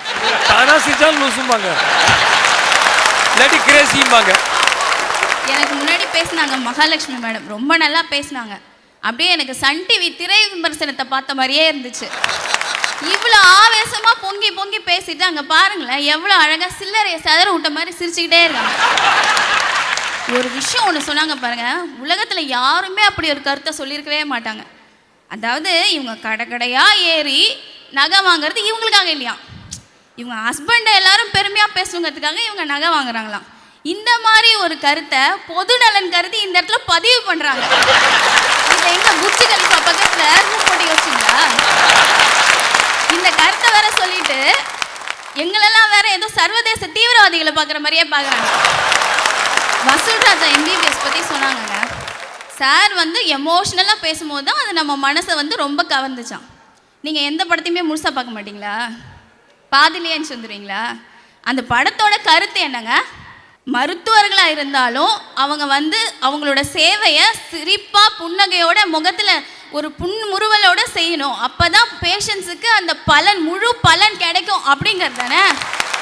பாதியில் ஏஞ்சி இங்கே பாஞ்சு பாஞ்சு பஞ்ச டைலாக் வேற. ஒன்றும் வேணாம், ஒரு ஓட்ட பந்தயத்தில் ஓடுறீங்கங்க, உங்கள் தலையில் 10 கிலோ வெயிட்டை தூக்கி வச்சுட்டு ஓடு அப்படின்னா நீங்கள் ஓடுவீங்களா?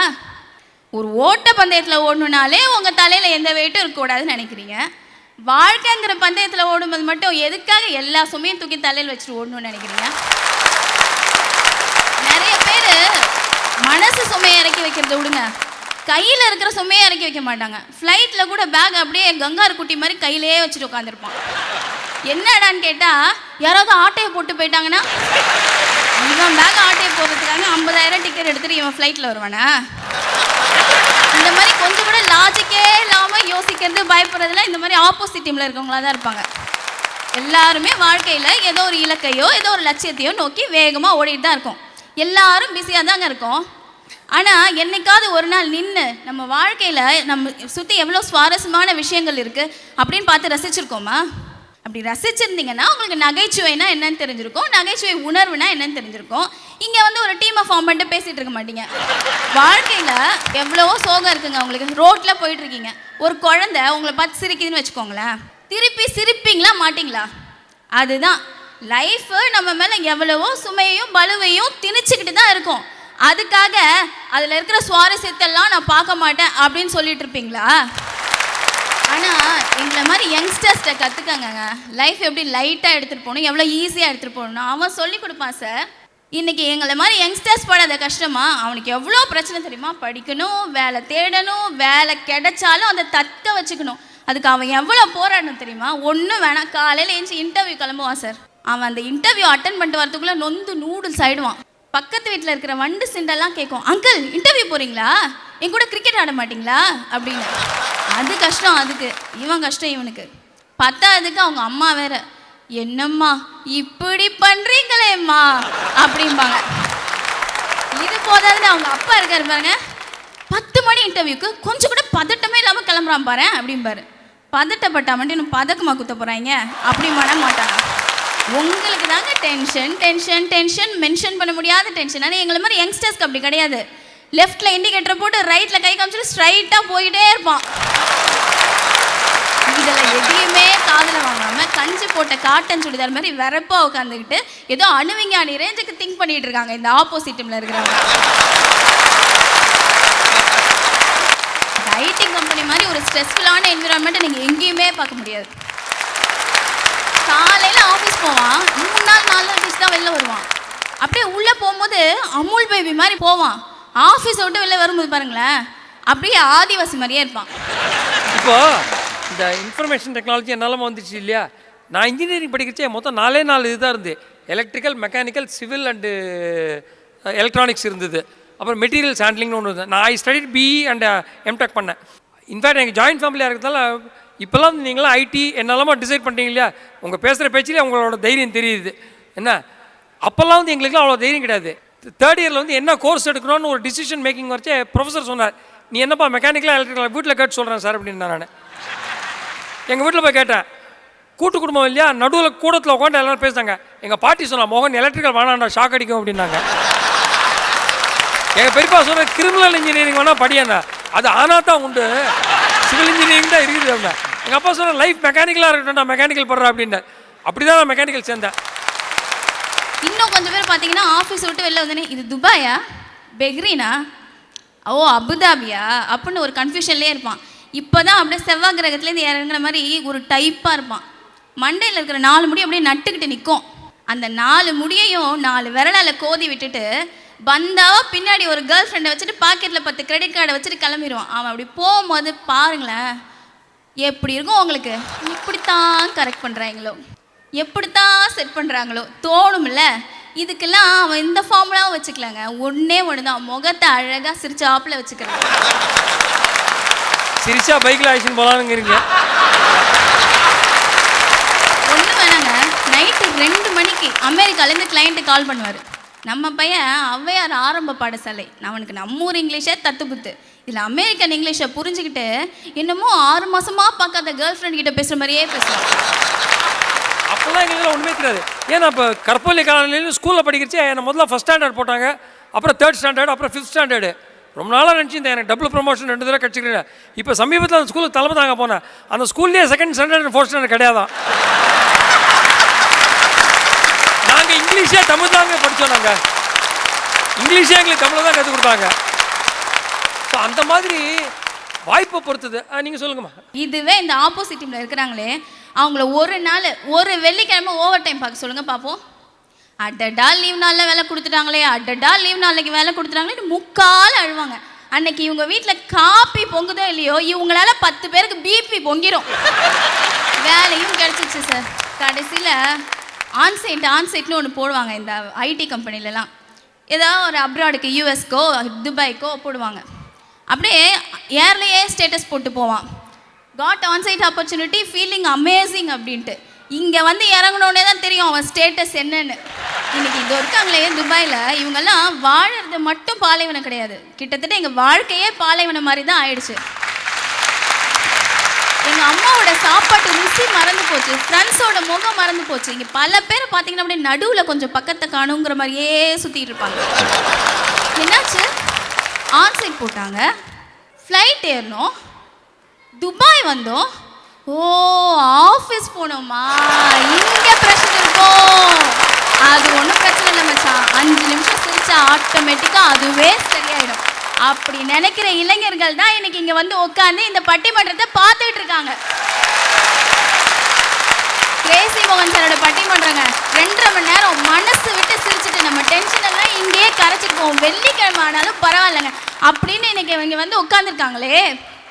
அதாவது சிரிச்சா டென்ஷன் குறையும் அப்படிங்கிறது அவங்களுக்கு தெரியும், எங்கள் 3 பேருக்கும் தெரியும், உங்களுக்கும் தெரியும். ஆனால் அந்த 3 பேருக்கு மட்டும் தீர்ப்பு வந்தோடனே தான் தெரியும். அமெரிக்காவில் ஒருத்தருங்க 20 நாள் தாங்க உயிரோடு இருப்பீங்க, உங்களுக்கு பயங்கரமான மூட்டு வலின்ட்டாங்க. அதுக்கப்புறம் நம்மளாம் ஹாஸ்பிட்டலில் இருக்க முடியுமா? யாரை பார்த்தாலும் அவங்களுக்கு கிட்னி திருடுற மாதிரியே தான் தெரியும். அதனால் அவர் என்ன பண்ணிட்டாரு, வீட்டுக்கு வந்துட்டார். வீட்டுக்கு வந்துட்டு தனக்கு பிடிச்ச காமெடி நடிகர்களோட டிவிடியாக வாங்கி போட்டு போட்டு போட்டு பார்த்து சிரிக்கிறாரு. அவர் பேர் நார்மன் கசின். Norman cousin. 1/2 மணி நேரம் சிரிச்சா 2 மணி நேரம் மனசு நிம்மதியாக தூங்குறாருங்க. சொன்னா நம்ப மாட்டீங்க, 20 நாள் தான் உயிரோட இருப்பேன் அப்படின்னு சொன்னவர் 20 வருஷம் அதிகமாக உயிர் வாழ்ந்தாருங்க. உயிர் வாழ்றது ரொம்ப ஒஸ்தின்னு நம்ம நினச்சிட்டு இருக்கோம். ரமண மகரிஷி கிட்ட ஒருத்தர் கேட்டாராம், சாமி உடம்பு எப்படி இருக்குது அப்படின்ட்டு. என்னடா பைத்திய மாதிரி கேட்குற, 4 பேர் தூக்க வேண்டியதை நான் ஒருத்தனே தூக்கிட்டு இருக்கேன்டா அப்படின்றாரு. That is humour. அதுதான் ரியல் சென்சிபிள் ஹியூமர். இன்னைக்கு சிரிக்கிறதுக்கு பல காரணம் இருக்குது நமக்கு, ஆனால் சிரிக்க மாட்டேங்கிறோம், அதை கவனிக்க மாட்டேங்கிறோம். எந்த காரணத்தையும் நம்ம கவனிக்கிறதே கிடையாது. இன்றைக்கி நீங்கள் இப்படி இருந்தீங்கன்னு வச்சுக்கோங்களேன், இன்னும் 50-60 வருஷத்துக்கு அப்புறம் பார்க்கில் காரணமே இல்லாமல் சிரிக்கணும், கேட்டால் லாஃப்டர் தெரப்பிம்பாங்க. அதாவது எந்த பிரச்சனையுமே பக்கத்தில் வச்சு பார்த்தீங்கன்னு வச்சுக்கோங்களேன் ரொம்ப பெருசாக தெரியும். அதே பிரச்சனையை கொஞ்சம் தூரமாக வச்சு பார்த்தீங்கன்னா சின்னதாக தெரியும். அது பார்க்குறத நகைச்சுவைங்கிற பார்வையோடு பாருங்கள். அதனால வாழ்க்கையை நகைச்சுவையோடு எடுத்துக்கிறது தான் சரி அப்படின்னு சொல்லி வாய்ப்புக்கு நன்றி கூறி விடைபெறுகிறேன். நன்றி, வணக்கம். அனைவருக்கும் வணக்கம். ஒன்றே வானம், ஒன்றே நிலவு, ஒன்றே இதயம், ஒன்றே உறவு, ஒவ்வொரு மொழிக்கும் ஒவ்வொரு நாடு, உலகம் யாவும் மானிடர் வீடு, உரிமை காப்போம், உரையும் காப்போம், உறவையும் காப்போம் என்ற கவியரசு கண்ணதாசன் பாடல் வரிகளோடு உங்களை சந்தித்து என் வாதத்தை தொடங்குவதில் மிக்க மகிழ்ச்சி அடைகிறேன். இன்றைய சூழ்நிலையில நகைச்சுவை உணர்வு வாழ்க்கைக்கு மேன்மை சேர்க்காது அப்படிங்கிற உண்மையை உங்களோட பகிர்ந்துக்கவே நான் இந்த மேடைக்கு வந்திருக்கிறேன். முதல்ல நம்மளோட நடுவர் கிரேசி மோகன் சார், உங்ககிட்ட இருந்தே ஆரம்பிக்கிறேன். சன் டிவியில் கல்யாணமாலைங்கிற பாப்புலர் டாக் ஷோவுக்கு நடுவராக வந்திருக்கிறீங்க. உங்களோட பொறுப்பென்ன? இந்த அரங்கத்தில் இருக்க எல்லாரையும் திருப்திப்படுத்தணும், அதாவது கலகலப்பாக ஷோவை நடத்திட்டு போகணும். அப்புறம் இந்த ஷோ டிவியில் டெலிகாஸ்ட் ஆகும்போது உலகமெங்கும் இருக்கிற கோடிக்கணக்கான தமிழர்களை இன்ட்ரெஸ்டிங்காக பார்க்க வைக்கணும். இந்த கவலையோட தானே நீங்கள் இங்கே உட்காந்துருக்குறீங்க. நீங்கள் பேசுகிறத கேட்டு நாங்கள் எல்லாரும் சிரிக்கலாம், ஆனால் உங்களால் சிரிக்க முடியுமா? தெளிவாக சொல்லணும்னா, சூரியன் உலகத்துக்கே வெளிச்சத்தை கொடுக்கும், தனக்கு கொடுத்துக்க முடியுமா? நீங்கள் சூரிய மாதிரி, அதனால தான் சன் டிவி மேடைக்கு வந்திருக்கீங்க. கரெக்டுமா, comedy is a very serious business. அதுதான் சார் நானும் சொல்கிறேன். அது தெரியாமல் தான் அவங்க 3 பேர் அங்கே உட்காந்துருக்காங்க. அடுத்ததா நம்ம சன் டிவி கல்யாண மாலை திரு மோகன் சார், அவரை பார்க்குற எல்லாரும் எப்படி சார் எப்போ பார்த்தாலும் இப்படி சிரிச்சுக்கிட்டே இருக்கிறீங்கன்னு கண்ணு படுற மாதிரி கேட்பாங்க. ஆனால் அவர்கிட்ட பதிவு செய்கிற வரன்களுக்கெல்லாம் கல்யாணம் நிச்சயமாகும் போது எவ்வளவு சந்தோஷப்படுறாரோ அதே அளவுக்கு யாரோ ஒருத்தருக்கு கொஞ்சம் லேட்டானா கூட தன்னோட வீட்டு பிள்ளைக்கு லேட்டான மாதிரி வருத்தப்படுவார். அப்புறம் எப்படி சார் எல்லா நேரமும் சிரிச்சுக்கிட்டே இருக்கிறது? அதுக்காக சிரிச்சுக்கிட்டே இருக்கிறவங்களாம் சந்தோஷமாக இருக்காங்கன்னு சொல்ல முடியாது. ஆடியன்ஸ், அடுத்து உங்கள்கிட்ட கேட்குறேன், நீங்கள் எதுக்கு இந்த ஷோக்கு வந்திருக்கிறீங்க? இருக்க கவலையை கொஞ்சம் மறந்துட்டு மனசு விட்டு சிரிச்சிட்டு போகலாம்னு தானே? குழந்தை பிறந்தா சந்தோஷம், ஆனால் பிறந்த குழந்தை அழுதா தான் சந்தோஷம். அதாவது நான் 16/10/1952 பிறந்தேன். நான் பிறந்த அன்னைக்கு தீபாவளி. நான் சிரித்தால் தீபாவளி சொல்கிறோம், ஆனால் நான் அழுதால் தான் தீபாவளி. அப்போ தானே எங்கள் அப்பா அம்மா சிரிப்பாங்க. நம்ம ஊரை விட்டு, சொந்தத்தை விட்டு, பந்தத்தை விட்டு, பண்டிகையை விட்டு, திருவிழாவை விட்டு இங்கிட்டு வந்துட்டு சந்தோஷமாக இருக்க முடியுது? எத்தனை இழப்புகள், எத்தனை வருத்தங்கள். நம்ம ஒவ்வொரு தடவையும் ஊர்லேருந்து புறப்படும் போது எல்லார் முகத்தையும் ஒரு தடவை பல தடவைக்கு பார்த்துட்டு தானே வரோம். ஏன், எதுக்கு? 1 வருஷமோ 2 வருஷமோ அடுத்த லீவுக்கு நம்ம ஊருக்கு போகும்போது இந்த முகமெல்லாம் முகமாக இருக்குமா, இல்லை ஃபோட்டோவாக மாறி சுவத்தில் தொங்குமா அப்படிங்கிற அச்சத்தோட தானே பயணம் வைக்கிறோம். இங்கே இருக்க எல்லாருக்குமே தெரிஞ்சதுனால தான் இவ்வளோ பேரும் கிளாப் தட்டு. ஏங்க ஃபோட்டோவை மாதிரி அட்டையில் சவுத்தில் தொங்கணும், ஆல்பத்தில் இருக்கணும்னு பார்க்கக்கூடாதா நீங்கள்? இத்தனை சங்கடங்களையும் வச்சுக்கிட்டு எப்படி சார் சிரிக்கிறது, எப்படி மகிழ்ச்சியாக இருக்கிறது? இனிப்புன்னு எழுதி நாக்கில் வச்சா அது இனிக்காது, அதுதான் உண்மை. எதிரணியில் இருக்க நம்ம ஜெயஸ்ரீ சொன்னாங்க, சொல்கிறத நான் ஒத்துக்கிறேன். ஓட்டப்பந்தயத்தில் ஓடும்போது சுமையோடு ஓடுனா ஜெயிக்க முடியாது. ஆனால் வாழ்க்கை என்னும் ஓட்டப்பந்தயத்தில் அவங்க எதை சுமைன்னு சொல்கிறாங்க தான் எனக்கு தெரியல. ஏன்னா அவங்க இப்போ தான் லைஃப்பை ஸ்டார்ட் பண்ணியிருக்காங்க, படித்து வேலைக்கு போயிட்டு இருக்காங்க. புக்கு 2 பேஜ் கூட படித்து முடிக்கல, அதுக்குள்ளேயும் நடுவில் கொஞ்சம் பக்கத்தை காணும்னு சொல்கிறாங்க. நம்ம வாழ்க்கையில் இப்போ அவங்க தாய் அவங்கள சுமன்னு நினச்சிருந்தா, கருவில் சுமக்காமல் இறக்கி வச்சுருந்தா அவங்க இங்கே இருக்க மாட்டாங்க. இதே அவங்க தந்தை வந்து படிக்க வைக்கிறது சொமேன்னு இறக்கி வச்சிருந்தா இவங்க இப்போ படித்த ஐடி ஃபீல்டில் வேலை பார்த்துட்டு இருக்க மாட்டாங்க. இந்த மாதிரி இளைஞர்கள்லாம் பெற்றவர்களை வந்து பார்த்துக்கிறதும் அவங்களுக்கு பண்ணுற உதவிகளும் வந்து சுமேன்னு சொல்கிறதுனால தான் இப்போ தெருக்கு தெரு ஊருக்கு ஊர் முதியோர் இல்லம் வந்து பெருகிக்கிட்டே போகுது. ஆனால் இந்த மாதிரி இதெல்லாம் நம்மளோட கடமைகள், இதெல்லாம் சுகமான சுமைகள். நம்ம முதுகில் இந்த சுகமான சுமைகளை சுமந்துட்டு வாழ்க்கை என்னும் ஓட்டப்பந்தயத்தில் ஓடி ஜெயிக்கிறவன் தான் மனுஷன். அவனால் எப்போ ஜெயிக்க முடியும்? வாழ்க்கையில் 20% மகிழ்ச்சியும் 80% முயற்சியும் இருந்தால் தான் அவனால் ஜெயிக்க முடியும். இதுவே இந்த எதிரணியில் இருக்கவங்க சொல்கிற மாதிரி 80% மகிழ்ச்சியும் 20% முயற்சியும் இருந்தால் கண்டிப்பாக அவன் வாழ்க்கையில் தோற்று போய் தான் நிற்பான். அடுத்ததா நம்ம அரசாங்கத்தில் தாங்க சொல்கிறேன், நம்ம தமிழகத்தில் வருமுன் காப்போன்னு ஒரு திட்டம் இருந்துச்சு. அதாவது நம்மளுக்கு தீமைகள் வரதுக்கு முன்னாடி காத்து நிற்கிற திட்டம். ஆனால் இப்போ என்ன நடக்குது? வயசு வித்தியாசம் பார்க்காம எல்லாரையும் குடிக்க வைக்கிறாங்க. அப்புறம் கோடிக்கணக்கில் வித்தோன்னு கணக்கும் காட்டுறாங்க. இதில் வேற தீபாவளிக்கு இவ்வளோ விற்றீங்களே, பொங்கலுக்கு ஏன் அவ்வளோ விற்கலை அப்படின்னு வேற கேள்வியும் வேற எழுப்புறாங்க. அப்புறம் இந்த வருமானம் நம்மளுக்கு கிடைக்கலன்னா அரசாங்கம் ரொம்ப கஷ்டப்படும்னு சொல்கிறாங்க. ஆனால் எலெக்ஷன் நடக்கும்போது பார்த்தீங்கன்னா எவ்வளவு இலவச பொருள் கொடுக்குறாங்க. எங்களுக்கு இந்த இலவச பொருளும் வேண்டாம், டாஸ்மார்க்கும் வேண்டாம் சார். அப்பாவுக்கு நெஞ்சு வலி, அம்மாவுக்கு மூட்டு வலி, போன வருஷம் கல்யாணம் ஆன தங்கச்சிக்கு இடுப்பு வலி. இத்தனை வலியும் நம்மளுக்கு ஃபோனில் தாங்க வரும். பக்கத்தில் இருந்து தொட்டு தடவி கொடுக்க முடியலையே நினைக்கும் போது நெஞ்சில் வலி, மனசில் பாரம். இத்தனையும் வச்சுக்கிட்டு எங்கே மகிழ்ச்சியாக இருக்கிறது, எங்கே சந்தோஷமாக இருக்கிறது சொல்லுங்க? ஏங்க அங்கேயே இருக்க வேண்டியதானே? எல்லாம் பணம் தாங்க, வேற என்ன? சரி, அமெரிக்கா போன போது படிச்சுட்டு சம்பாதிக்கிறதுக்காக அமெரிக்கா போகிறாங்க. நான் சொல்லுவேன் தான், சம்பாதிங்க, தப்பு இல்லை, அமெரிக்காவில் போய் சம்பாதிங்க. பட் உங்கள் ஊருக்கு செலவழிங்க. சம்பாதிக்கிறதுக்கு ஒபாமா, செலவழிக்கிறதுக்கு உங்கள் அப்பா அம்மா. முதுகுக்கு பின்னாடி குண்டு வைக்கிற தீவிரவாதி முழுசாக நிற்கிறப்ப சிரிங்க சிரிங்கன்னு முகத்தில் சிரிக்க சொன்னால் சிரிப்பு வருமா? நடுவர் அவர்களே, வசூல்ராஜா MBBS படத்தில் பார்த்தீங்கன்னா நொடிக்கு நொடி சிரிப்பு இருக்கும். நம்ம அந்த படத்தை பார்த்தோன்னா வயிறே வலிச்சிடும். ஆனால் கடைசியில் கமல் சார் வந்து கண் கலங்கி பேசும்போது நம்ம எவ்வளோ வலியை ஃபீல் பண்ணியிருப்போம். லைஃப்பும் படம் மாதிரி தான் சார், கற்றுக்க வேண்டிய விஷயங்கள் எவ்வளவோ இருக்குது. அதே படத்தில் சாக போகிற ஒரு பையன்கிட்ட போய் கமல் சார் சொல்லுவார், இருக்கிற வரைக்கும் லைஃப்பை ஜாலியாக சிரிச்சுக்கிட்டே என்ஜாய் பண்ணிட்டு போய்கிட்டே இருக்கணும்னு. அப்போ அந்த பையன் வந்து ஒரு கேள்வி கேட்பான். அந்த கேள்விக்கு நடுவர் அவர்களே, எதிரணி இருக்கிற 3 பேர்கிட்டையும் பதில் இருக்கான்னு கொஞ்சம் கேட்டு சொல்லுங்கள். அவன் என்ன கேட்பான் தெரியுமா? நான் வீடு கட்டணும், எங்கள் அம்மாவை ஹஜ்ஜு கூட்டு போகணும், என் தங்கச்சிக்கு கல்யாணம் பண்ணணும், நான் லைஃப்பில் செட்டில் ஆகணும்.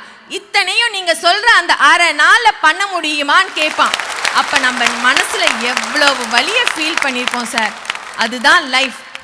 ஆனால் லைஃப்பில் சில பேரும் சிரிச்சுக்கிட்டே வாழ்க்கையை ஓட்டிக்கிட்டே போகிறாங்க. ஆனால் அவங்களுக்கும் ஏதாவது ஒரு கட்டத்தில் ஒரு சீரியஸான விஷயம் நடக்கும்போது தான் அந்த சேலஞ்சை ஃபேஸ் பண்ண முடியாமல் முழிப்பாங்க பாருங்க. அப்புறம் சொன்னாங்க அவங்க, நாங்கள் வந்து ரைட்டில் இண்டிகேட்டரை போட்டு லெஃப்ட்டில் கையை காமிச்சு நேராக போய்கிட்டே ஜாலியானு. ஆனால் அவங்க ஜாலியாக போகிறாங்க, இதனால பின்னாடி வண்டி ஓட்டிட்டு வரும்போது அவங்களுக்கு ஆக்சிடென்ட் ஆகுது. அதை அவங்க நினச்சி பார்க்குறாங்களா? மனுஷன்லேருந்து அரசாங்கம் வரைக்கும். ஒரு நிமிஷங்க, இதை நான் அடிக்கிறேன். ஏன்னா அதை கொடுத்து ஜாஸ்தியாக டைம் ஜாஸ்தியாச்சுன்னு அடின்னு சொன்னாங்க. அதை நீங்கள் கவனிக்க மாட்டேங்கிறீங்களே. நான் என்ன குழந்தைய அதை வச்சு விளையாண்டுருக்கிறதுக்கு? நடுவர்களே, கடைசியாக நான் ஒன்று சொல்லிடுறேன். பரவாயில்லைங்க, என்னோட சோகத்தை நான் நகைச்சுவையாக போகின்றேன். ஒரு சில விஷயங்களை சொல்கிறேன். இது நடக்கும்போது நானே தானாக அந்த எதிரணியில் போய் உக்காந்துறேன். நடுவர் அவர்களே, என்னென்னா எல்லாருக்கும் இலவசமான கல்வி கிடைக்கணும், சமமாக எல்லாருக்கும் கிடைக்கணும். அப்புறம் நாட்டை லூட்டடிக்காத அரசியல்வாதி வேணும். எல்லா தப்பையும் பண்ணிட்டு சுதந்திர போராட்ட தியாகி மாதிரி வேஷம் போடுற அரசியல்வாதி அறவே ஒழியணும். எல்லாருக்கும் உண்ண உணவும் உடுத்த உடையும் வேணும். பெண்களுக்கு பாதுகாப்பு வேணும். சமுதாயத்தில் பெண்களை மதிக்கப்படணும். பெண்களும் வரம்பு மீறாத வாழ்க்கை வாழணும். புருஷன் பொண்டாட்டியை பார்த்துக்கணும், பொண்டாட்டி புருஷனை பார்த்துக்கணும். 2 பேரும் பெத்தவங்களை பார்த்துக்கணும், பெத்த பிள்ளைங்களை கண்ணில் வச்சு காப்பாற்றணும். குறிப்பாக சொன்னால் ஒருத்தர் புரிஞ்சுக்கிட்டு விட்டு கொடுத்து வாழணுங்க. எனக்கு கொடுத்த நேரம் முடிஞ்சதுனால நான் இதோட நீங்கள் சொன்னதெல்லாம் நடந்துன்னு வச்சுக்கோங்களேன், எல்லாரும் சிரிச்சுக்கிட்டே சந்தோஷமாக இருப்பாங்க. அதுதான் நான் சொல்றேன். அடுத்த அணித்தலைவர் புலவர் ராமலிங்கம் சார். உலகை இணைத்த சன் டிவி, உறவுகளை இணைத்த கல்யாண மாலை, 2.5 லட்சம் திருமணங்களுக்கும் மேலாக சாதனை படைத்திருக்கக்கூடிய த கிரேட் மோகன் எதிரில் சாரதி கிருஷ்ணாவை சாக்லேட் கிருஷ்ணாவாக மாற்றிய கிரேசி மோகன் அருகில் வெற்றி தேவதை மீரா அம்மா, பேச்சாளர் பெருமக்களே, உழைப்பின் உயரத்தை தொட்ட துபாய் தமிழர்களே, உங்கள் அனைவருக்கும் என்னுடைய பணிவான வணக்கத்தை முதலில் தெரிவித்துக் கொள்கிறேன்.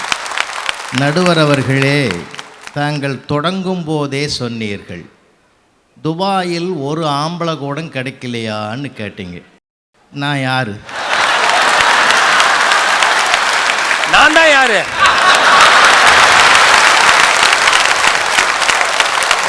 ஒன்றும் இல்லை. இப்போ நாங்கள் என்ன பேசிட்டோம்? சிரிங்க. நாங்கள் இதே தப்பு. இந்த மைக்கை 2 மணி நேரம் அப்படியே பிடிச்சிருந்தீங்கன்னா கை வலிக்கும். இதுவே ஒரு 6 மணி நேரம் பிடிச்சிருந்தீங்கன்னா தலை வலிக்கும்.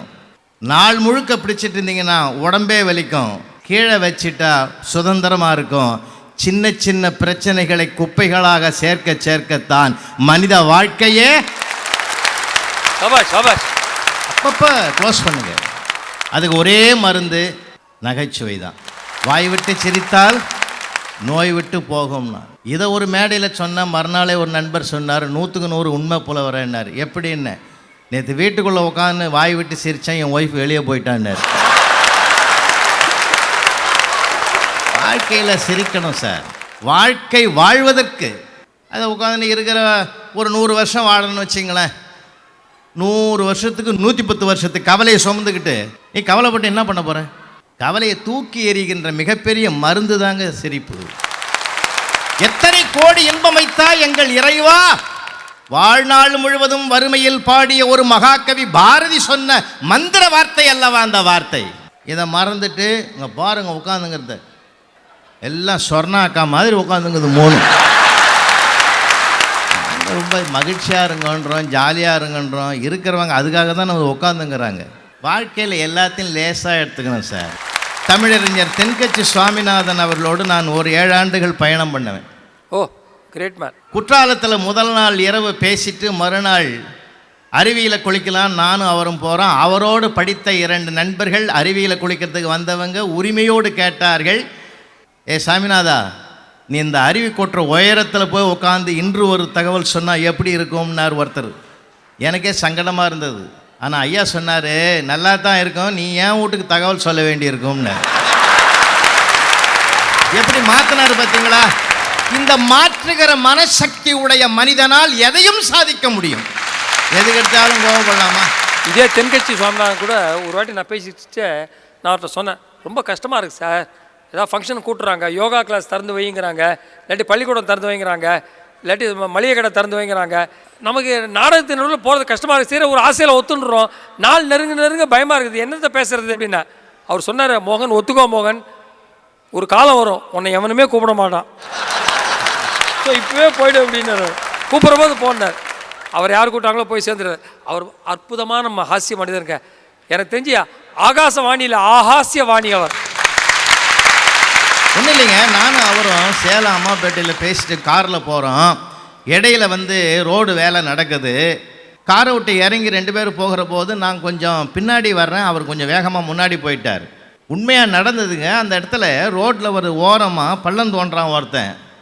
டெலிஃபோன் ஒயரை உள்ளே எடுத்து போட்டு மூடுறதுக்கு இன்னொருத்தவங்க கூட அன்னைக்கு லீவு போட்டுட்டதுனால வேற ஒருத்தரை வச்சு அந்த வேலையை வாங்கி அன்றைய கூலியை அவனுக்கு கொடுத்துடலான்னு நினச்சவன் அட்டையில் ஒரு வாசகம் எழுதியிருந்தான். நான் நின்று படித்து சிரித்தேன். முன்னாடி போனவரை கேட்டார், எதுக்கு சிரிக்கிறேன்னாரு. இப்படி ஒரு வார்த்தை எழுதியிருக்கான். என்ன எழுதியிருக்கான்? கூட இருந்து குழி பறிக்க ஒரு ஆள் தேவைன்னு எழுதிக்கிறான்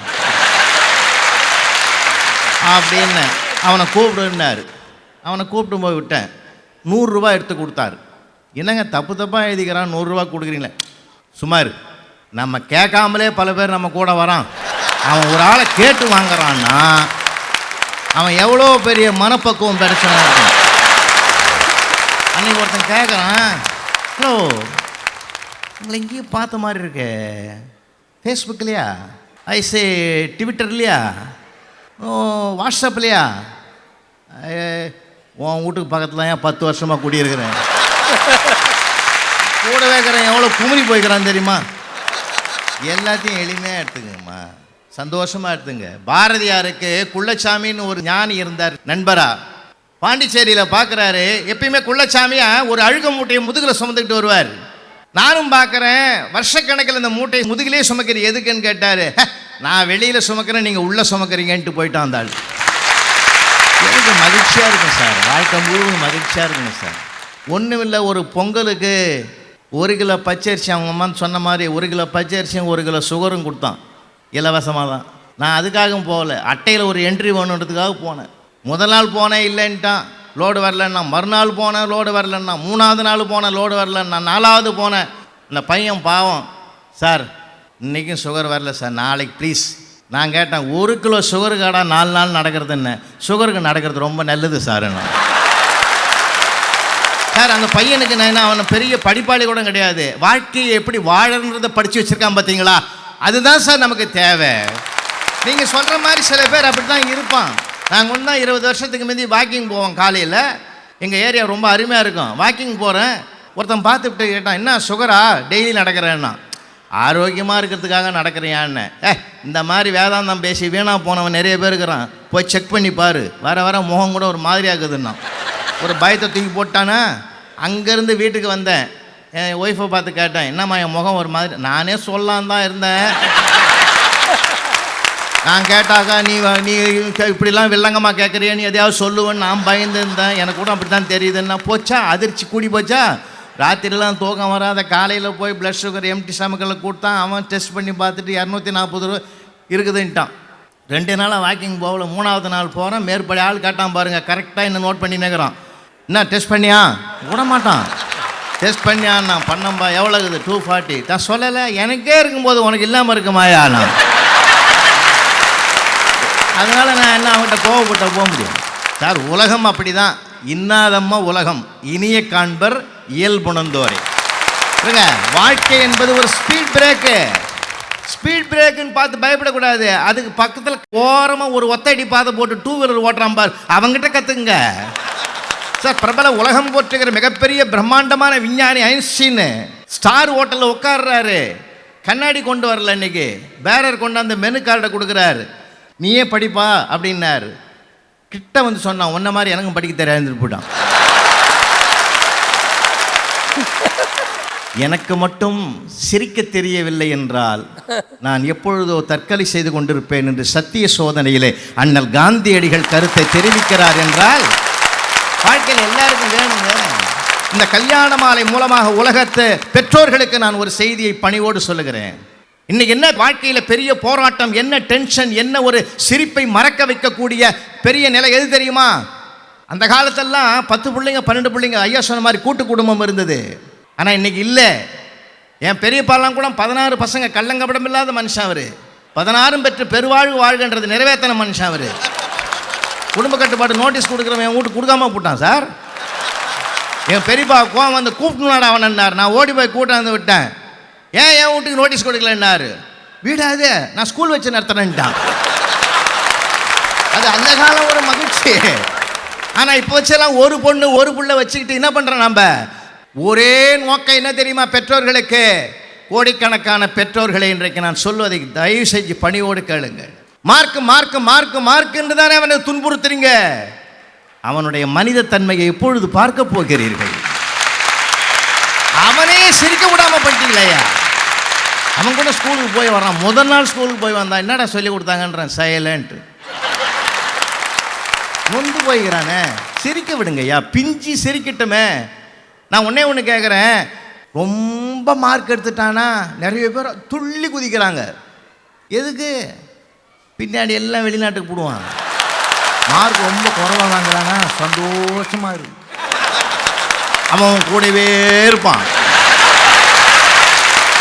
சார், நாங்கள் 36 வருஷம் ஆசிரியராக இருந்தவன். என்னிடத்தில் படித்த ஒரு மாணவன் 10ஆம் வகுப்பு முடித்து 12ஆம் வகுப்பு முடித்து பட்டதாரி ஆகி பிற்பாலத்தில் IAS எழுதி பாஸ் பண்ணி மாவட்ட கலெக்டராக வந்துட்டான் சார். அதே கிளாஸில் 10th அதுக்கு மேலே போக முடியல, குடும்ப சூழ்நிலை காரணமாக படிக்க முடியாத நிலையில் இருந்தவன் டிரைவிங்கில் கற்றுக்கிட்டு டிரைவிங் லைசன்ஸ் எடுத்து அவனும் பதிவு பண்ணியிருந்தான். ஒரே நாளில் ஒரு மாவட்டத்தில் அவர் மாவட்ட கலெக்டராக வர்றான். ஒரு கிளாஸில் படித்தவன் இன்னொருத்தன் அந்த ஜீப் ஓட்டுற டிரைவராக வரான். சார், நீங்கள் வித்தியாசம் பார்ப்பீங்க, இது நியாயமானு கேட்பீங்க. ஆனால் நான் அப்படி பார்க்க மாட்டேன். மாவட்டத்தின் பாதுகாப்பு அந்த கலெக்டர்கிட்ட, கலெக்டரின் பாதுகாப்பு டிரைவர்கிட்ட. சார், எல்லாத்துலேயும் உயர்வு இருக்குதுங்கிற நான். இப்போ நான் என்ன நினைக்கிறேன் தெரியுமா? மார்க் வாங்கின அதே ட்ரெண்டில் என்ன பண்ணிட்டான், கோழி பண்ண வச்சிருந்த ஒரு ஆள் ஏன் இந்த பசங்களுக்கு போட்டு காலையில் 4 மணிக்கு எழுப்பி சாயந்தரம் வரைக்கும் அதுக்கு இடையில சாப்பாடு கொடுத்து அதை கொடுத்து இதை கொடுத்து படுறான்ற மாதிரி இந்த கோழிகளையும் வளர்த்தா என்னன்னு ஒரு முடிவு பண்ணி மொத்த கோழிக்கு என்ன பண்ணால் நிறையா ஒரு ஒப்பந்தம் பண்ணால் நிறைய சாப்பாடு கொடுக்குறேன், உங்களுக்கு சத்துணவாக கொடுக்குறேன், டெய்லி ஒரு முட்டை போடணும், 7 நாளைக்கு 7 முட்டை போடணும். அதே மாதிரி போட வச்சான். ஆனால் ஒன்று மட்டும் வாரத்துக்கு 4 தான் போடுது. அதெல்லாம் முடியல. ஒரு ஒப்பந்தம் பண்ணான், இதில் எந்த கோழி 7 நாளைக்கு 7 போடலையோ நான் பிரியாணிக்கு அதை கொடுத்துருவேன்னா. இந்த 4 போட்ட அந்த கோழிக்கிட்ட வந்து உன்னை பிரியாணி கொடுத்துருவான்னா கண் கலங்குச்சான். ஏன் எல்லா கோழியாலும் போட முடியுது, உன்னால் ஏன் முடியல? நான் சேவலையா? எனக்கு இதுவே அதிகம். அது சேவல் எது கோழி எதுன்னு தெரியாமல் அவன் குழம்புற மாதிரி தானே சார். நம்ம பிள்ளையால முடியுமா முடியாதானே நம்ம நினைக்கலையே. வருத்திறமே. அவன் சிரிச்சு பல வருஷம் ஆச்சியா. நான் அனுபவிச்சு சொல்கிறேன். ஒரு நாள் லீவு போட்டோன்னா மறுநாள் வந்து சுற்றிக்குவான் சார். அப்படியே கொஞ்சம் போங்க சார், ஏன் சார் நேற்று லீவு போட்டீங்க, போங்க சார், ரொம்ப கஷ்டமாக இருந்தது. என்னடா கஷ்டம்? ஆமாம், உங்கள் பீரியடில் மேத்ஸ் டீச்சர் வந்துட்டாங்க. கஷ்டமே அவனுக்கு அதுதானே. நான் ஒன்று சொல்லட்டுங்களா? மாண்பு நீதிபதி அவள் மிகப்பெரிய நகைச்சுவையாளர். என்ன பாருங்கள், ஒரு பெரிய பெருமை என்ன தெரியுமா? இத்தனை படங்களுக்கு ஒரு மிகப்பெரிய கதாசிரியனாக இருந்தால் கூட தனக்கு ஒன்றுமே தெரியாத மாதிரி ஒரு உட்காந்துங்கிறார். பார்த்தீங்களா? இந்த எளிமை தான் மனிதனுக்கு ஏற்றம். இந்த எளிமையை தந்தது எது? அவருக்குள் ஊறி கிடக்கிற நகைச்சுவை உணர்வு தானே. பயங்கரத்தை அப்படி சொல்ற. அது சேவல் எது கோழி எதுன்னு தெரியாம அவன் குழம்புற மாதிரி தானே சார். நம்ம பிள்ளையால முடியுமா முடியாதானே நம்ம நினைக்கலையே. வருத்திறமே. அவன் சிரிச்சு பல வருஷம் ஆச்சியா. ஆமாம் சார். இப்போ நான் பள்ளியில் படிக்கிறது 8ஆம் கிளாஸில் வந்து ஸ்கூல் இன்ஸ்பெக்டர் வருவார். உங்களுக்கு தெரிஞ்சிருக்கும். பள்ளி இன்ஸ்பெக்டர் வந்தாருன்னா அந்த படிக்காத பசங்கள்லாம் பின்னாடி ரோவில் உட்கார வச்சுருவாங்க, நல்லா கெட்டிக்கார பசங்கள்லாம் ஃப்ரண்ட் ரோவில் உட்கார வைப்பாங்க. என் ஃப்ரெண்டு ஒருத்தன் தண்டபாணின்னு ஒருத்தன், அவன் நிஜமாவே தண்டபாணி தான். அவன் வந்து இப்போ கடைசி ரோவில் உட்கார வச்சிட்டார். வந்த இன்ஸ்பெக்டர் வந்து புக்கு அதுக்கு ஸ்பெல்லிங் கேட்டார். தண்டபாணி எழுந்தான். இவருக்கா டீச்சருக்கு அடிவயத்தை பெற்றது இவனை போய் கேட்டிருக்காருன்ட்டு. பி அப்படின்னா அப்படின்னா ஓ ஓ இக்கு அப்படின்ட்டான். பிஓஓ இக்கு புக்குன்ட்டான். வாத்தியாருக்கு சிரிப்பு வந்து எல்லாரும் சிரிப்பு வந்துடுத்து. பயந்தார். ஆனால் வாத்தியார் இது எதாவது தப்பா இன்ஸ்பெக்டர் சொன்னார். தங்கலீஷை கண்டுபிடிச்சது தண்டபாணி தான் அப்படின்னாரு. தொலைக்காட்சியில் நிறைய சீரியல் வருது. அதில் ஒரு அருமையான சீரியல் இந்த வம்சன்னு ஒரு சீரியல் பார்த்துருப்பீங்க. ஒய்ஃபு, என்னுடைய மகள், என்னுடைய மருமகள் எல்லாம் ஒன்றா உட்காந்து பார்ப்பாங்க. அதில் ஒரு ஒற்றுமையாக இருக்கும். ஆனால் அந்த சீரியலை மட்டும் என் மருமகள் ரொம்ப ஆர்வமாக பார்க்கணும். நான் எப்பயுமே பார்த்தீங்கன்னா டிவி பார்க்க மாட்டேன், சேரை போட்டுக்கிட்டு அங்கே பார்க்குறவங்கள பார்ப்பேன். ஏன்னா அவங்க பார்க்குறது சீரியல், நான் பார்க்குறது சீரியல். இந்த சக்தின்ற கேரக்டர் நடிகர் ரம்யா கிருஷ்ணன் அவங்க அம்மாவும் அப்பாவும் காரில் போகிறாங்க, எதிரி வெடிகுண்டு வச்சிட்டான். இந்த பொண்ணு தொங்க போட்டிருந்த காலை தூக்கி வச்சுட்டு அப்படியே உணர்ச்சி வசப்பட்டு பார்க்குது. வெடிக்குமா வெடிக்காதா, வெடிக்குமா வெடிக்காதா. கரண்ட்டு போயிடுச்சு. ஏத்தனை மெழுகு வைத்தில் அந்த முகத்தை பார்க்கணுமே, அப்படியே கட்டுன்னு இருக்குது. அவ்வளோ கோபம். உடனே ஃபோன் அடிக்குது பண்ருட்டிக்கு, அவங்க ஃப்ரெண்டு வீட்டுக்கு அடிச்சு, அடியே அம்மா அப்பா போன காரில் வெடிகுண்டு வச்சான்னு வச்சுதான். நீ சீரியலை கேட்குறியா? 3 மணி நேரமாக கரண்ட்டு கட்டில் நான் உட்காந்து கிடக்கிறேன், என்ன வந்து வைத்திய சில கலப்பாத வைடி ஃபோனை வச்சுட்டு பரமக்குடி பக்கத்தில் இருக்கிற எம்என்எஸ்க்கு என்னுடைய குழந்தைகள் அங்கே தான் கொடுத்துருக்குறாங்க. சின்ன மாமியாருக்கு ஃபோன் அடிக்கிற, அத்தை அத்தை அத்தை ப்ளீஸ், சக்தி அவங்க அம்மா அப்பா போன காரில் வெடிகுண்டு வச்சான்னு வச்சுதா இல்லையா, கரண்ட்டு போயிடுச்சு அத்தை. கதை கேட்குறியா? நான் எங்கே இருக்கிறேன்னு தெரியுமா? இன்றைக்கி சிவனுக்கு அன்னாபிஷேகம்னு சொல்லி கோயிலில் கொண்டாந்து உங்கள் மாமா உட்கார வச்சுட்டு போட்டான். 1 மணி நேரமாக உட்காந்துங்கிறேன், சிவனையும் காணா, கொண்டாந்து விட்டான அவனையும் காணா. நானே வைத்தச்சில் உட்காந்து கிடக்கிறேன். என்ன கதையா கேட்குற கதை போனவை. அந்த பொண்ணு பயந்து போய் வச்சுட்டு இனிமேல் யாரை கேட்டாலும் இதே பதில் தான் வரும்னு சொல்லி ஒரே குழப்பத்தில் போய் ராத்திரி டிஃபனை கூட சாப்பிடாம வெறும் வயிற்றோட படுத்து காலையில் எழுந்து மயக்காட்சி கீழே விட நானும் என் பையன் சம்சாரம் எல்லாம் பயந்து போய் காரில் தூக்கி போய் ஆஸ்பத்திரியில் கொண்டு போய் டாக்டர் அம்மா கிட்ட காட்டினா அந்த அம்மா நாடி பிடிச்சி பார்த்துட்டு உங்கள் வம்சம் வளருதுன்னாங்க. வாழ்க்கையில் எல்லாம் ரசிங்க சார். என்ன தெரியுமா, எதை கொண்டு வந்தோம் எதை கொண்டு போக போகிறோம். இருக்கிற வரைக்கும் ஆனந்தமாக இருக்கும் ஐயா. அந்த ஆனந்தத்தை தான் நீங்கள் செய்யுங்கன்னா 3 பேர் உட்காந்து போட்டி போட்டுக்கிட்டு நாங்கள் சிரிக்க மாட்டோம். சிரிப்பு என்பது உலகத்திலேயே மனிதனுக்கு கடவுள் தந்த மிகப்பெரிய அருட்பிரசாதம். ஐயா காஞ்சி மகா பெரியவர் நடமாடும் தெய்வம், ஆன்மஸ்வரூபத்தில் அருள்பாலிக்கிற அந்த மகான் அன்றைக்கு காஞ்சி மடத்தில் இருக்கிற போது ராமநாத பாகவதர் வருகிறார். அவருக்கு 1 வாரம் மகாபாரதம் சொல்றதுக்கு ஏற்பாடு பண்றார் சுவாமிகள். 1 வாரம் பண்ணிட்டு இங்க வர்றார். என்ன ராமநாதா 1 வாரம் எவ்வளோ பேர் கேட்டா? ராமநாத பாகவதர் அப்படியே அழுதுகிட்டே சொன்னார். கோவில் பட்டாச்சாரியாரும் செக்யூரிட்டி 2 பேர் தான் தினமும் வந்து கேட்டார். மகா பெரியவர் பயங்கரமாக சிரிக்கிறார். மனசுட்டி சிரிச்சிட்டு சொன்னார், டே ராமநாதா நீ பாக்கியசாலி பாக்கியசாலி. அந்த பகவானுக்கே கீதையை சொல்றதுக்கு ஒருத்தன் தான் கிடைச்சான், உனக்கு 2 பேர் கிடைச்சான் பாத்தியா, நீ எவ்வளோ பெரிய ஆளு. சார் கிரைண்டரெல்லாம் கண்டுபிடிக்க முடியாத ஒரு காலத்தில் பலசாலி ஒருத்தன் ஹோட்டலுக்கு வேலைக்கு போனான். ஹோட்டல் முதலாளி கேட்டார், உன் உருவத்தை பார்த்தா மாவு அரைக்கிறதுக்கு உன்னால் முடியும்னு நான் நம்புகிறேன், செய்கிறியானா? செய்கிறேன். மாத சம்பளம் 300, 3 வேளை சாப்பாடா? ஆஹா இதை விட என்ன வேணும்? அப்படியே மாவு அரைச்சி ஒன்றும் இல்லை, அது மாவை எடுக்கும்போது எனக்கு காட்டு, வேற ஒன்றும் பண்ண வேணாம், அவ்வளோதானே. கொண்டு வந்து காட்டினா தொட்டு பார்த்தாரு முதலாளி, வெண்ணெய் மாதிரி அரடான்னாரு, போயிட்டான். மறுநாளும் கொண்டாந்து காட்டினா வெண்ணெய் மாதிரி அரடான்னாரு, போயிட்டான். 3வது நாளும் கொண்டாந்து காட்டினா வெண்ணெய் மாதிரி, இதே தான் தினம் சொன்னார். 4வது நாள் காட்டினா இதே சொன்னார், நான் வேலையை விட்டுடலான்னுக்கிறேன். ஏன்டா 4 நாள் தான் ஆச்சு, அதுக்குள்ளே உனக்கு ஏன் அந்த சலிப்புன்னார். நீ 3 நாள் சொன்ன, அதில் நியாயம் இருக்குது. இன்றைக்கி 4வது நாள் நான் வெண்ணையே கொண்டாந்து காமிக்கிறேன், நீ இதையும் போட்டு பார்த்துட்டு வெண்ணெய் மாதிரி அரடான்னா உனக்கு குறையதான் பார்க்க தெரியுமே தவிர நிறைய பார்க்க தெரியாது. மாண்பு நீதிபதி அவர்களே, நான் ஒரு தடவை ஜெயிலுக்கு போனேன், தப்பாக பார்க்காதீங்கய்யா, பேசுறதுக்கு தான். ஒரு 200 ஆயுள் கைதிகளை ஒன்றா உட்கார வச்சு 1 மணி நேரம் நான் ஸ்டாப் ஹியூமரை பேசிக்கிட்டு இருக்கேன். அதில் ஏதோ 1ஆம் கிளாஸ் என் கூட பட்சம் உள்ளகிறான்னு எனக்கு தெரியாது. அவனை நன்றி சொல்ல கூப்பிட்டாங்க. அவன் சொன்னான் பாரு, புலவர் ராமலிங்கம் சிரிக்க சிரிக்க பேசினார், இவர் வாழ்நாள் பூரா எங்கள் கூட இருந்தால் நல்லா இருக்கும்னா. நான் என்ன சொல்ல, இடம் பொருள் ஏவல்னு ஒன்று இருக்குது, சந்தர்ப்ப சூழ்நிலைன்னு சொல்கிறான் பார்த்தீங்களா, அதை வச்சு தான் நாம் வாழ்க்கையில் ஜெயிக்கிறதுக்கு உடைய வழியை பார்க்கணுமே தவிர எல்லாத்துலேயும் தொட்டதுக்கெல்லாம் குறை பார்க்கலாமா? கல்யாண மாலையினுடைய நோக்கமே நாங்கள் எல்லாரும் சந்தோஷமாக இருக்கணும் வாழ்க்கையில் என்பதற்காகத்தானே. அவருடைய புன்னகையை பற்றி கூட சொல்லாதவர்களே கிடையாது. மோகன் சார் புன்னகையை பற்றி சொல்லாதவங்களே கிடையாது. அவர் எப்பொழுதும் புன்னகையினாலே வெல்லக்கூடியவர், இவர் புன்னகையை உருவாக்கக்கூடியவர். இந்த 2மே சேர்ந்து இருக்குது. நான் ஒரு கல்யாண மாலையினாலே பூத்திருக்கிறதானே, பூம்பாக வைத்திருக்கிற மொட்டாகிய இந்த மனதை கூட மலர வைக்கிற சக்தி நகைச்சுவைக்கு மட்டும்தான். அன்புக்கும் வணக்கத்திற்கும் உரியவர்களே, ஆனந்தமாக இருங்களே. குழந்தைகிட்ட பேசுங்க, பெரியவங்கிட்ட பேசுங்க. பேசாமல் போனதனாலே அழுத்தங்கள் அதிகமாகிவிட்டன. வாழ்க்கையில் எப்பொழுதும் சிரித்து கொண்டே இருங்கள், சிந்தனை வளர்ந்து கொண்டே இருக்கும். உங்கள் சிந்தனை சிறகடிக்க வேண்டும் என்றால் சிரிப்போம், மற்றவர்களை சிரிக்க வைப்போம். வாய்ப்புக்கு நன்றி, வணக்கம்.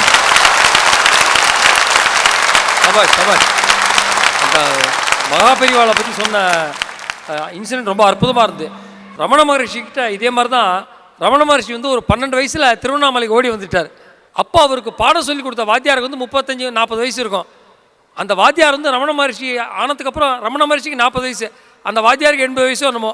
அவரை பார்க்க வந்திருக்கார்.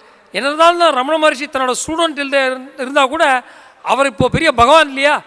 ஸோ சுவாமி பகவான் அப்படின்னு காலில் நமஸ்காரம் பண்ணார். ரமண மகர்ஷி கூச்சமாக போயிட்டார். அதான் வேணா இங்கே உட்காருங்க சார் அப்படின்னார். இந்த மாதிரி பகவான் உங்கள்கிட்ட சில கேள்விகள் கேட்க வந்திருக்கேன்னா, இந்த கேள்விக்கு பயந்து தான் நான் ஓடி வந்தேன் அப்படின்னார். அடுத்தது பர்வீன் சுல்தானா அவர்கள். 11 கோடிக்கும் மேலான உலகமெல்லாம் பரவி வாழ்ந்து கொண்டிருக்கக்கூடிய தமிழர்களின் காட்சி முகவரியாக இருக்கும் சன் டிவிக்கு என் முதல் வணக்கம். கோடிக்கணக்கான மக்களை திருமணம் என்கின்ற பந்தத்தின் மூலமாக ஒன்றிணைத்திருக்கக்கூடிய கல்யாண மாலைக்கு இந்த தமிழால் நான் வாழ்த்துக்களை தெரிவித்துக் கொள்கிறேன். நாம் அனைவரும் மிக சிறப்பாக வாழ்வதற்கான அத்தனை வேலைகளையும் செய்து கொண்டிருக்கக்கூடிய இத்தகைய நிகழ்ச்சிகள் என்னை போன்றோரை பரவசத்தில் ஆழ்த்துகின்றன. இந்த மேடையில் நடுநாயகமாக உட்கார்ந்திருக்கக்கூடிய நகைச்சுவை தென்றல் கிரேசி மோகன் அவர்கள், பாங்கறிந்து மேடை ஏறி இருக்கக்கூடிய பேச்சாளர்கள், மிக புன்னகையுடன் ஆர்வத்துடன் அமர்ந்திருக்கக்கூடிய விழாக்குழுவினர், தன்னுடைய குடும்பத்தின் சந்தோஷம் நிலைக்க வேண்டும் என்பதற்காக தகிக்கும் இந்த பாலைவனத்தில் தன்னுடைய வாழ்க்கையை கரைத்து கொண்டிருக்கக்கூடிய தமிழ் உறவுகள், உங்கள் அத்துணை பேரையும் இந்த நல்ல நேரத்தில் சந்திப்பதற்கான ஒரு வாய்ப்பை தந்த அனைவருக்கும் என்னுடைய நெஞ்சார்ந்த வணக்கமும் பணியும். நல்ல ஒரு கேள்வியை இங்கே எழுப்பி இருக்கிறார்கள். வாழ்க்கையில் எது நடந்தாலும் அது எல்லாவற்றையும் நகைச்சுவையாக எடுத்துக்கொள்வது சரியா தவறா? இதுதான் கேள்வி. நான் யோசித்து பார்க்கிறேன். நகைச்சுவை என்பது தவறான விஷயம் கிடையாது. சிரிக்க தெரிந்தவன் மனிதன், அவன் மட்டும்தான் சிரிக்கிறான். நான் ஆங்கிலத்தில் இப்படி ஒரு வாசகத்தை வாசித்தேன். Smile is a curve which makes many things straight என்று அது எழுதியிருந்தது. அதாவது அது சிரிக்கும் பொழுது உதடு வளையும், இந்த வளைவு பல விஷயங்களை நேர்கோட்டில் செலுத்துகிறது என்று அது அற்புதமான வார்த்தையை அந்த ஆங்கில மொழி எனக்கு தந்தது. நான் யோசித்து பார்க்கிறேன். ஆமாம், புன்னகைத்தல் என்பது ரொம்ப அற்புதமான விஷயம்தான். இப்போ அழுதுட்டு இருக்கோன்னு வச்சுக்கோங்களேன், சட்டுன்னு ஒரு அடி விழுந்தா அழுக நின்னுடும், ஒரு சின்ன அதிர்ச்சி கொடுத்தா அழுக நின்னுடும். ஆனால் புன்னகைத்து கொண்டிருக்கின்ற பொழுது சட்டுன்னு அந்த புன்னகையை நிறுத்த முடியாது, அது வழிந்து கொண்டே இருக்கும். வழிந்ததற்கு பின்னால் தான் அது நிறுத்தப்படும் என்றால் அழுகையை விட மிக சிறப்பான மனித குணம் சிரிப்பு. நகைச்சுவை எனக்கு பிடிக்கும். சிரிக்க சிரிக்க பேசுகின்ற பொழுது அதை பார்த்து பரவசப்படக்கூடிய சூழ்நிலையில் இருப்பவள் தான் நான். ஆனால் எங்கள் கேள்வி எல்லாம் என்ன என்றால், எல்லாத்துக்கும் சிரிக்க முடியுமா அப்படிங்கிறது தான். இப்போ 2 பேரால தான் எல்லாத்துக்கும் சிரிக்க முடியும். ஒன்று, நம்ம எல்லாரையும் ஆட்டி வச்சு இந்த விளையாட்டை நடத்திக்கிட்டு இருக்கக்கூடிய கடவுள். இன்னும் ஒன்று, எந்த ஒரு வாய்ப்பும் இல்லாமல் மனித உணர்வுகளை எதையும் புரிந்து கொள்ள முடியாமல் இருக்கக்கூடிய பித்தன். இவர்களால் தான் எந்த விஷயத்திலும் எல்லா நேரத்திலும் சிரித்து கொண்டே இருக்க முடியும். சாமானியர்களால் எல்லா நேரங்களிலும் சிரித்துவிட முடியுமா என்றுதான் நாங்கள் கேள்வி கேட்கிறோம். நீங்கள் சொல்லுகிறீர்கள், ஆபத்தான விபத்தான நேரங்களில் எல்லாம் சிரித்து விட்டால் அது நம்மை கடந்து போகிறது என்று. சிரிக்க முடியலையே, சூழல் அப்படித்தானே இருக்கிறது. நான் ஒன்று கேட்கிறேன், எதை பார்த்து நான் சிரிக்க? என் அணியில் பேசுகின்றவர் ஒரு விஷயத்தை சொன்னார். நம்முடைய வாழ்க்கையில நாம் வாழ்கின்ற இடத்தை விட்டு நகர்ந்து வேறு ஒரு நாட்டிற்கு வந்து உழைக்கக்கூடிய ஒரு வாய்ப்பை பெற்றவர்கள் தானே நாம் எல்லோரும். ராத்திரி 4 மணிக்கு எழுந்திருச்சு ஏர்போர்ட்டுக்கு போகணும். அன்று இரவு அந்த ஒவ்வொரு மனிதனும் படுகின்ற பாடு தெரியுமா?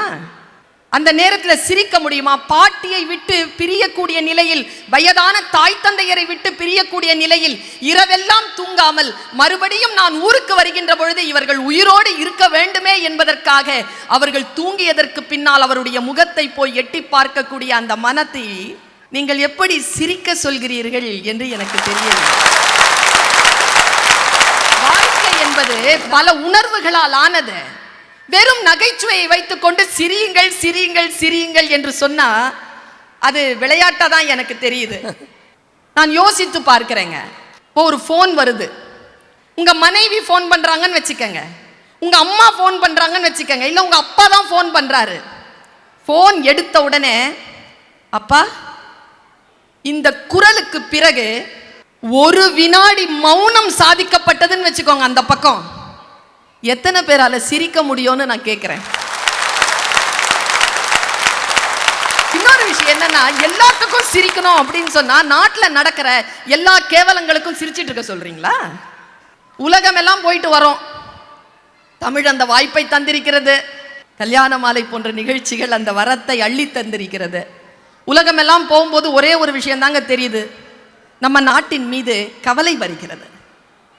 நம் நாடு இன்னும் சிறப்பாக இருக்க வேண்டுமே என்கின்ற கவலை வருகிறது. இந்த கவலைக்கு ஏது மருந்து? சிரித்து விட்டு அந்த கவலையை கடந்து போய்விட சொல்கிறீர்களா? எங்க வெளிநாட்டில் கல்வி கொடுக்கிற பாடசாலைய கவர்மெண்ட் நடத்துறான், சாராய கடையை தனியார் நடத்துறான். ஆனா நம்ம ஊர்ல கல்விக்கூடங்கள்லாம் தனியாருக்கு போயிருச்சு, சாராய கடை அரசாங்கம் எடுத்துக்கிருச்சு. கவலைப்படாமல் எப்படி சிரிக்க சொல்கிறீர்கள் என்று கேட்கிறேன் நான். ஏங்க அந்த அம்மா சொல்றாங்க, குழந்தை வந்து வெள்ளை குழந்தையா சிவப்பு குழந்தையான்னு பார்க்கறதில்ல, அது பச்சை குழந்தை. ஏம்மா குழந்தை சிரிக்குதாம்மா, அதை பார்த்துட்டு நாம சிரிக்கிறோமாம்மா. இன்றைக்கு குழந்தைகள் சிரிக்கின்றனவா என்று நான் கேட்கிறேன். ஏங்க 4 வயசு சிண்டு சொல்லுதுங்க ஒரே ஸ்ட்ரெஸ்ஸா இருக்குன்னு. 12 வயது குழந்தை குடிக்க தொடங்கி விட்டது. இன்றைக்கு போதை கடுமையாகி இருக்கிறது இன்றைய உலகம். உறவுகளை இழந்து வருகிறோம் என்கின்ற பதட்டம் இருக்கின்ற பொழுது எப்படி எல்லாவற்றையும் நகைச்சுவையாக ஏற்றுக்கொள்ள முடியும்? முதியோர் இல்லத்தை பற்றி சொன்னார்கள். வலிக்கிறது, உறவுகள் தாழ்ந்து கிடக்கின்றது. உறவுகள் தாழ்ந்து கிடக்கின்ற பொழுது எப்படி வரும் சிரிப்பு என்று நான் கேட்கிறேன். எங்க குழந்தைகளை கொம்பு சீவி விடுகிறார்கள்.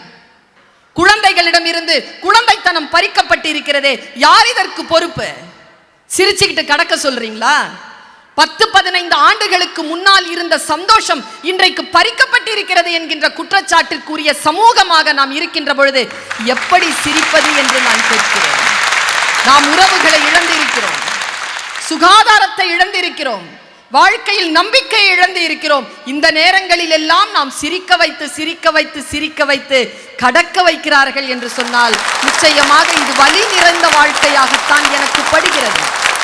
எங்க உருகணும்னா உருகணுங்க மனசுக்கு. உங்களை பார்த்து கேட்கிற, முதல்ல உங்க மனைவி உங்களோட சண்டை போட்ட அந்த கணத்தை யோசிச்சு பாருங்க.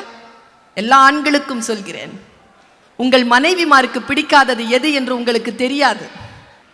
அவங்களுக்கு என்ன வேணும்னு தெரிய மாட்டேங்குதுங்க. என்ன வேணும்னு தெரிஞ்சா கொடுப்போம்ல. அவங்களுக்கு என்ன தெரியுமா வேணும்?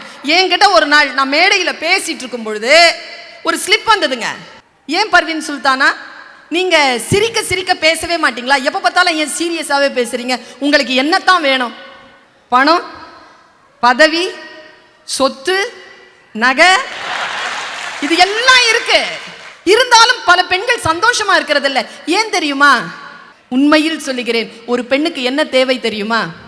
எப்பொழுது ஒரு வீட்டில் ஒரு பெண்ணுக்கு நீங்கள் சுயமரியாதையை தருகிறீர்களோ அப்பொழுதுதான் அந்த பெண் மகிழ்ச்சி அடைவாளே தவிர நிச்சயமாக இந்த பொருட்களால் பெண்களை மகிழ்ச்சியோட செய்துவிட முடியாது.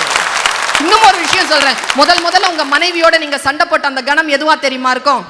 நான் எழுதி கொடுக்குறேங்க, நான் சவாலா சொல்றேன். நீங்க கொஞ்சம் போய் ஒரு 10-15 வருஷம், 20-25 வருஷம், 30-35 வருஷம் பின்னால போய் பாருங்க. முதலில் உங்கள் மனைவி உங்களோடு கோபித்துக் கொண்டது நீங்கள் அவளை கிண்டல் செய்த கணமாகத்தான் இருக்கும் என்பதை யோசிச்சு. ஒரு பெண்ணுக்கு கிண்டல் பிடிக்காது தெரியுமா உங்களுக்கு? கிண்டல் பண்ணா அந்த பொண்ணை வந்து ஜெயிச்சிட்டதா நினைக்கிறீங்க? கிடையாது. இந்த நாட்டில் இந்த அம்மா சொன்னாங்க, அவர் கேட்டாரு, இவ்வளோ கஷ்டத்துக்கு நடுவில் எதுக்கு வரீங்க? பணம் அப்படின்னு வெளிப்படையா சொன்னாங்க. உண்மைங்க, இன்றைக்கு பணம் தேவைப்படுகிறது நமக்கு. இந்த பணத்தினுடைய தேவைக்காகத்தான் நாம் வருகிறோம். ஆனால் ஒன்று விஷயம் தெரியுமா? எவ்வளவுதான் பணம் சம்பாதித்தாலும் இந்த பணத்தால் ஒரு சந்தோஷம் வாங்கிவிட முடியும் என்று நினைக்கிறோமே, அது நம் கைக்கு வராத பொழுது மனம் எவ்வளவு பேதலிக்கிறது தெரியுமா? எங்க தெரியுமா நாம் தோற்று போகிறோம்? இந்த பெட்டிக்கு திறக்கிற சடங்குன்னு ஒரு சடங்கு இருக்கும். உங்க வீட்டிலலாம் இருக்குதானே?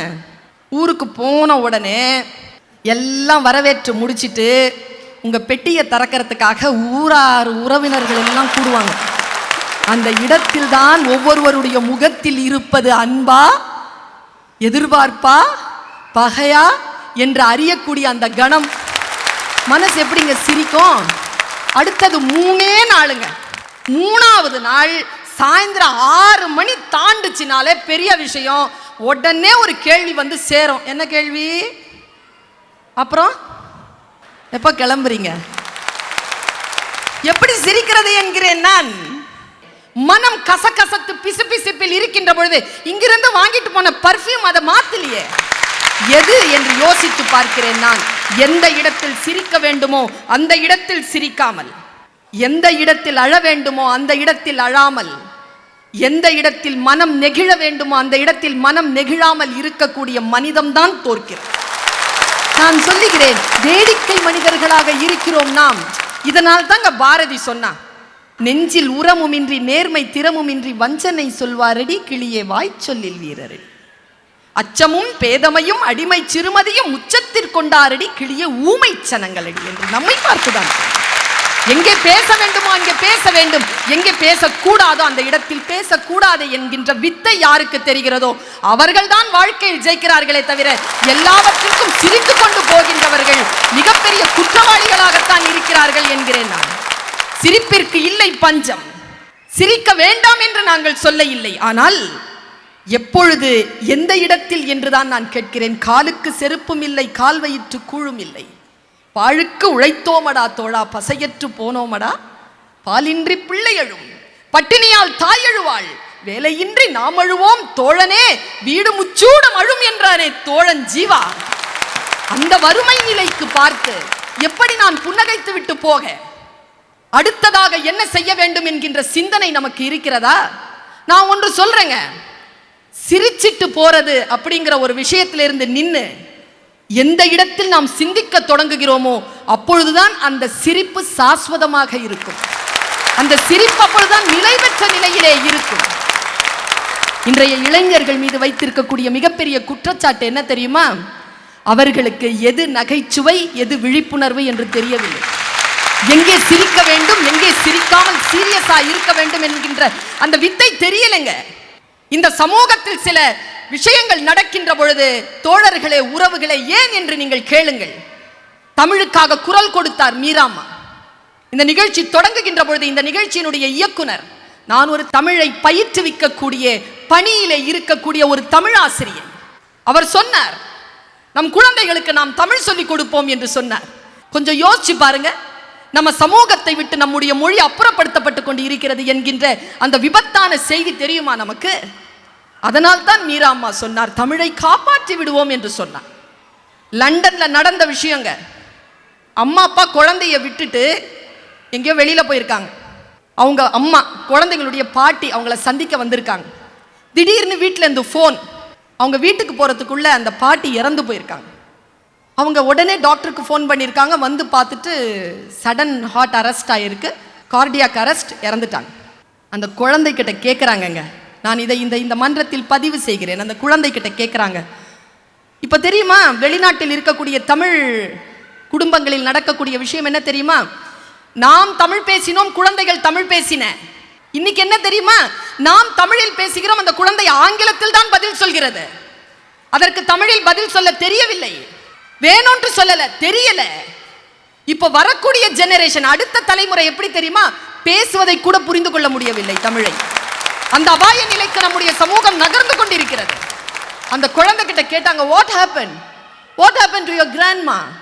அந்த குழந்தை என்ன தெரியுமா சொல்லுச்சு? we don't know dad, something she was cooking and she just walked back and she lie down on the bed and she was yelling and she's telling something. I couldn't get her voice, I don't know what she's telling. என்ன சொன்னா? Lastly she was yelling. What she asked?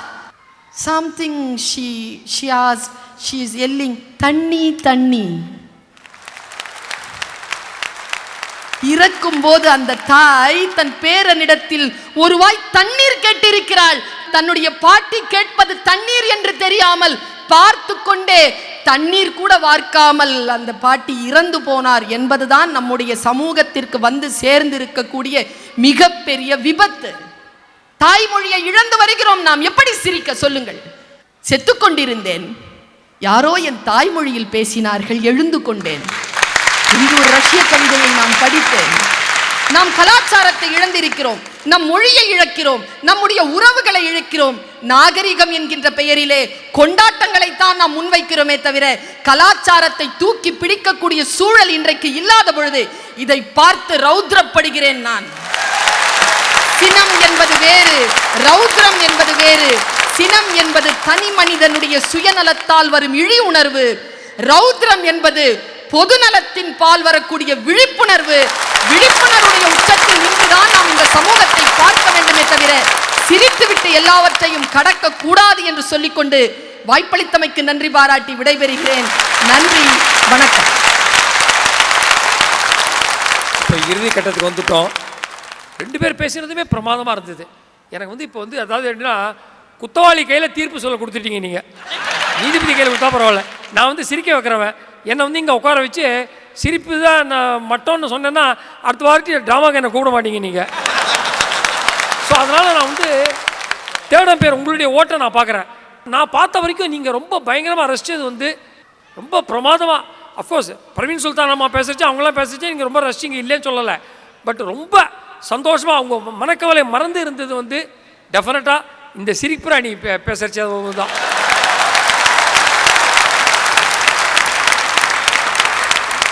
சிரிப்பு வந்து ஒரு anaesthesia, நான் முதல்ல சொன்ன மாதிரி ஒரு சின்ன மயக்க மருந்துன்னு வச்சுனா கூட தப்பு இல்லை.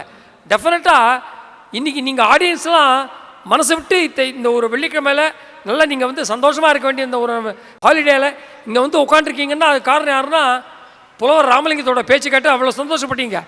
இன்றைக்கி நிம்மதியாக வீட்டில் போய் தூங்கலாம்.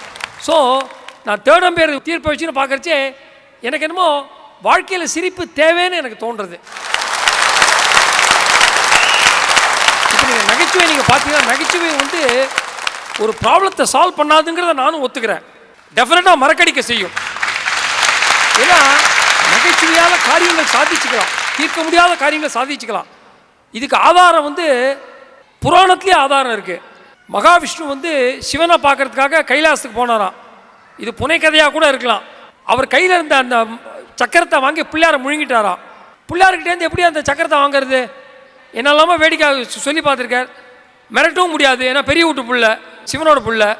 ஸோ கடைசியில் என்ன விஷ்ணு வந்து 4 கையால் தன் காதை பிடிச்சி மேலே உட்காந்து எந்திரிச்சாராம். அப்போ குழந்தை சிரிக்க ஆரம்பிச்சுதான், அந்த வாயிலேருந்து சக்கரம் விழுந்துதான், எடுத்து பொறுக்கி ஓட்டார் அவர். 4 கை, 4 தான் தோர்பி, கர்ணம் தான் காது, தோர்பி கர்ணம், அதுதான் தோப்பு கர்ணமாச்சு. ஸோ ஃபஸ்ட்டு ஸ்லாப்ஸ்டிக் ஹியூமர் சொன்னது மகாவிஷ்ணுவும் பிள்ளையார் தான். இது கற்பனை கதையாக கூட இருக்கலாம். பட் நான் இதை சொன்னது மகா சுவாமிகளோட அருள்வாக்கில் நான் படித்தது தான். அதே மாதிரி இன்னொன்று சிரி சிந்தின்னு சொல்கிறோம். சிரி முடிஞ்சா சிந்தி. என்னன்னா சிந்திக்க வேண்டிய இடத்துல டெஃபினட்டாக எல்லாருமே சிந்திப்பாங்க. இப்போ நானே வந்து ரொம்ப சோகத்தில் இருக்குச்சே அதை சிரிப்பாக மாற்றி எனக்கு முடிஞ்சிருக்கு. நான் ரமணாயணம் எழுதிருச்சே அப்போ வந்து நான் வந்து ரமணனுக்கு முக்தி கிடைச்ச போது என்ன அறியாமல் எனக்கு கண்ணில் ஜலம் வந்துருத்து. மாடிக்கு வந்த என் ஒய்ஃபு எல்லாரும் சிரிக்க வைக்கிற தம் புருஷன் அழுதுறானே அப்படின்ட்டு என்னை பார்த்து சொன்னால் தப்பருங்க வெண்பா வரலன்னா அழக்கூடாது, 4 பேர் கேட்டால் சொல்லி தருவாங்க அப்படின்னாவோ. இல்லடி ரமணன் முக்தி அடைஞ்சிட்டார் அப்படின்னா. முக்தின்னு ஒன்று ஞாபகம் வருதுங்க, மூக்குத்தி எப்போ வாங்கி தர போறீங்க அப்படின்னு. அவளுக்கு தெரிஞ்ச முக்தி அதுதான். ஸோ அப்போ நான் மனசு விட்டு வாய் விட்டு சிரிச்சிட்டேன். அதனால் என்னால் வந்து ஃபர்தராக எழுத முடிஞ்சுது. அதாவது வாட் இஸ் ஹியூமர்? ஹியூமர்னா ஜோக் அடிக்கிறது மட்டும் ஹியூமர் கிடையாது, எல்லாமே சந்தோஷம்தான். சந்தோஷம்தான் ஹியூமர். நானும் என்னோட குடும்பமும் எல்லாத்தையும் ஜாலியாக எடுத்துனதுனால take things easy, life is crazy, அது அப்படி தான் இருக்கும், நம்ம மாற்றவே முடியாது. நிச்சயம் சொல்கிறேன், கருத்து எவ்வளோ முக்கியமோ அந்த அளவுக்கு சிரிப்பு முக்கியம். நீங்கள் லைஃப்பில் நீங்கள் பார்த்தீங்கன்னா இப்போ கிருஷ்ணதேவராயர் இருக்கார், மிகப்பெரிய ராஜா. அவருடைய சபையில் வந்து எவ்வளவோ அஷ்டதி கஜங்கள் அப்படின்ட்டு மிகப்பெரிய புலவர்களாக இருந்திருக்காங்க. பட் நம்ம கிருஷ்ணதேவராயர்னு ஞாபகத்துக்கு வருது யார்? தெனாலிராமன். அதே மாதிரி அக்பர்னு ஞாபகத்துக்கு வருது யார்? பீர்பால், முல்லா நசுருதீன். ஸோ இப்போது கேரளாலேயே வந்து ராஜா கிட்ட வந்து ஏதாவது ஒரு விஷயத்த சொல்ல முடியலன்னு வச்சுக்கோங்களேன், சார் ரொம்ப டாஸ்மார்க் இருக்குது சார் நிறுத்துங்க சார் அப்படின்னு நம்ம போய் சொன்னால் ராஜா தலையை வெட்டிடுவான். அதனால் சாக்கியார் கூத்துன்னு ஒன்று ஏற்பாடு பண்ணிட்டார். ஷாக்கியார் கூத்து, அது அந்த ஷாக்கு, அதை ஒரு ஷாக்காக வச்சு சட்டையர் ராஜாவுக்கு வந்து நல்ல விஷயங்கள்லாம் சொல்லுவான். இது வேணாம் அது வேணாம் தைரியமாக சொல்லுவான், இல்லாட்டி ராஜா தலையை வெட்ட மாட்டான். அதில் வாய் விட்டு சிரிச்சுட்டு ராஜா திருந்துவானாம். ஸோ திருந்துறதுக்கு வழி வந்து சிரிப்பில் தான் இருக்குது. டெஃபினட்டாக நம்ம சிரித்தோம்னா நம்ம வந்து நம்ம திருந்துறதுக்கு வயசு, நம்ம லேசாக போவோம். நம்ம லேசாக போகிறச்சே நம்ம டிசிஷன் எடுப்போம்.